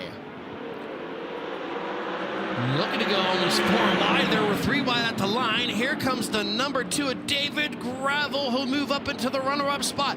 Jake Karkland, he'll go into the lead down the backstretch. Gravel follows Karkland right through the middle. Now he'll try to find some moisture down low. 1 lap is in the book, and it's right now the 35K Karkland, but here comes Gravel. Jake Karkland leads lap 1. Gravel to the inside in turn number 1. Throws a slider on the 35K, and it looks like Karkland not going to be able to cross him up. Down the back straightaway from 4th to the lead in 2 laps. It is David Gravel. Gravel did not get a qualifying lap that he was really hoping for, so making the most out of it here in this heat race. 4th to 1st will certainly get him some passing points. What is going on back here? Brent Marks, Lance DeWeese, and Brenham Crouch going at it for 5th. 3-car battle as here comes Brent Marks. He'll bang the cushion off of turn number 2, and he will move right into P5. Lance DeWeese looking to roll right through the middle and get by the number 1 of Brenham Crouch. Crouch, can he make the car stick down low? DeWeese is right there. DeWeese had to get on the binders. DeWeese trying to find a way by. The race for the lead not over yet as Jake Karkland is still right there with David Gravel. And it looks like Chase Dietz is closing in as well. Karkland rolling the middle, trying to draw to the right rear. David Gravel, the race for the lead is on as they come to the halfway point. Karkland looks to the inside, turn number 1. Jake Karkland gonna go by David Gravel in turns 1 and 2. Wow, Gravel trying to come back on him, and he will. They're side by side in the 3. Now Gravel, he'll take the lead. Great race for the top position. Also keep your eye on the Zemco number 1.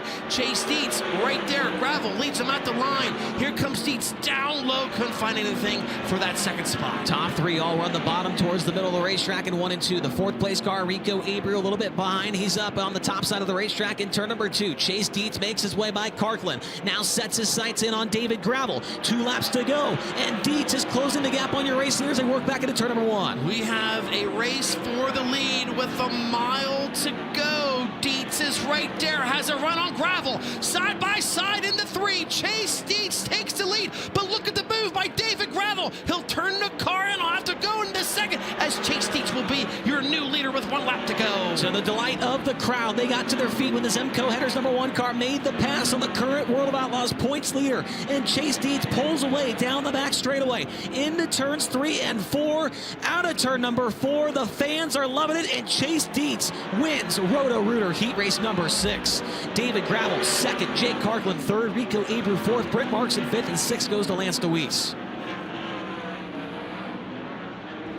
How about that one, ladies and gentlemen? 3rd to the win for car number 1Z, Chase Dietz. 2nd for David Gravel in 2. 3rd goes to the 35K of Jake Karkland. 4th to the 24 of Rico Abreu. 5th to 19 of Brent Marks. 6th to 12 of Lance DeWeese. 7th to 1 of Brenham Crouch. 8th to 17 of Dylan Norris. And 9th, well, actually, Jeff Halligan was not in that heat race, so 8 cars. And that was your final finisher being Dylan Norris. How about that one? The number 1Z of Chase Dietz driving right by the current points leader with the World of Outlaws NOS Energy Drink Sprint Car Series here at Port Royal Speedway, and he is going to be absolutely pumped with that heat race victory, Tony. Chase Dietz, and you want to talk about an iconic car here in central Pennsylvania. Heck, an iconic car in wing sprint car racing, the Zemco Headers 1Z. I think something like over 35 years of racing with this car and this color scheme. Chase Dietz getting the job done here. Both he and David Gravel came from that 2nd row. Chase Dietz, you waited there a little bit, it felt like. I don't imagine you were just sitting in a wait, and that heat race was probably a lot of work. How did you go about getting the pass on David Gravel there coming to the white? Sure as hell waited too damn long for that one, but no, honestly, it's kind of coming to us here. Track got cleaned off a little bit, and this is the kind of stuff we like with the Zemco guys. So we got a good hot rod, and hopefully we got a decent amount of points there, but I think we'll be in good shape, and we'll see what we can do in 40 laps. Chase Dietz goes from 3rd to 1st to win the Roto-Rooter heat race number 6. He battled with David Gravel in that Huset's number 2. Speaking of Huset's, we want to say a big thanks to Huset's Speedway and the Huset's High Banks Nationals for stepping up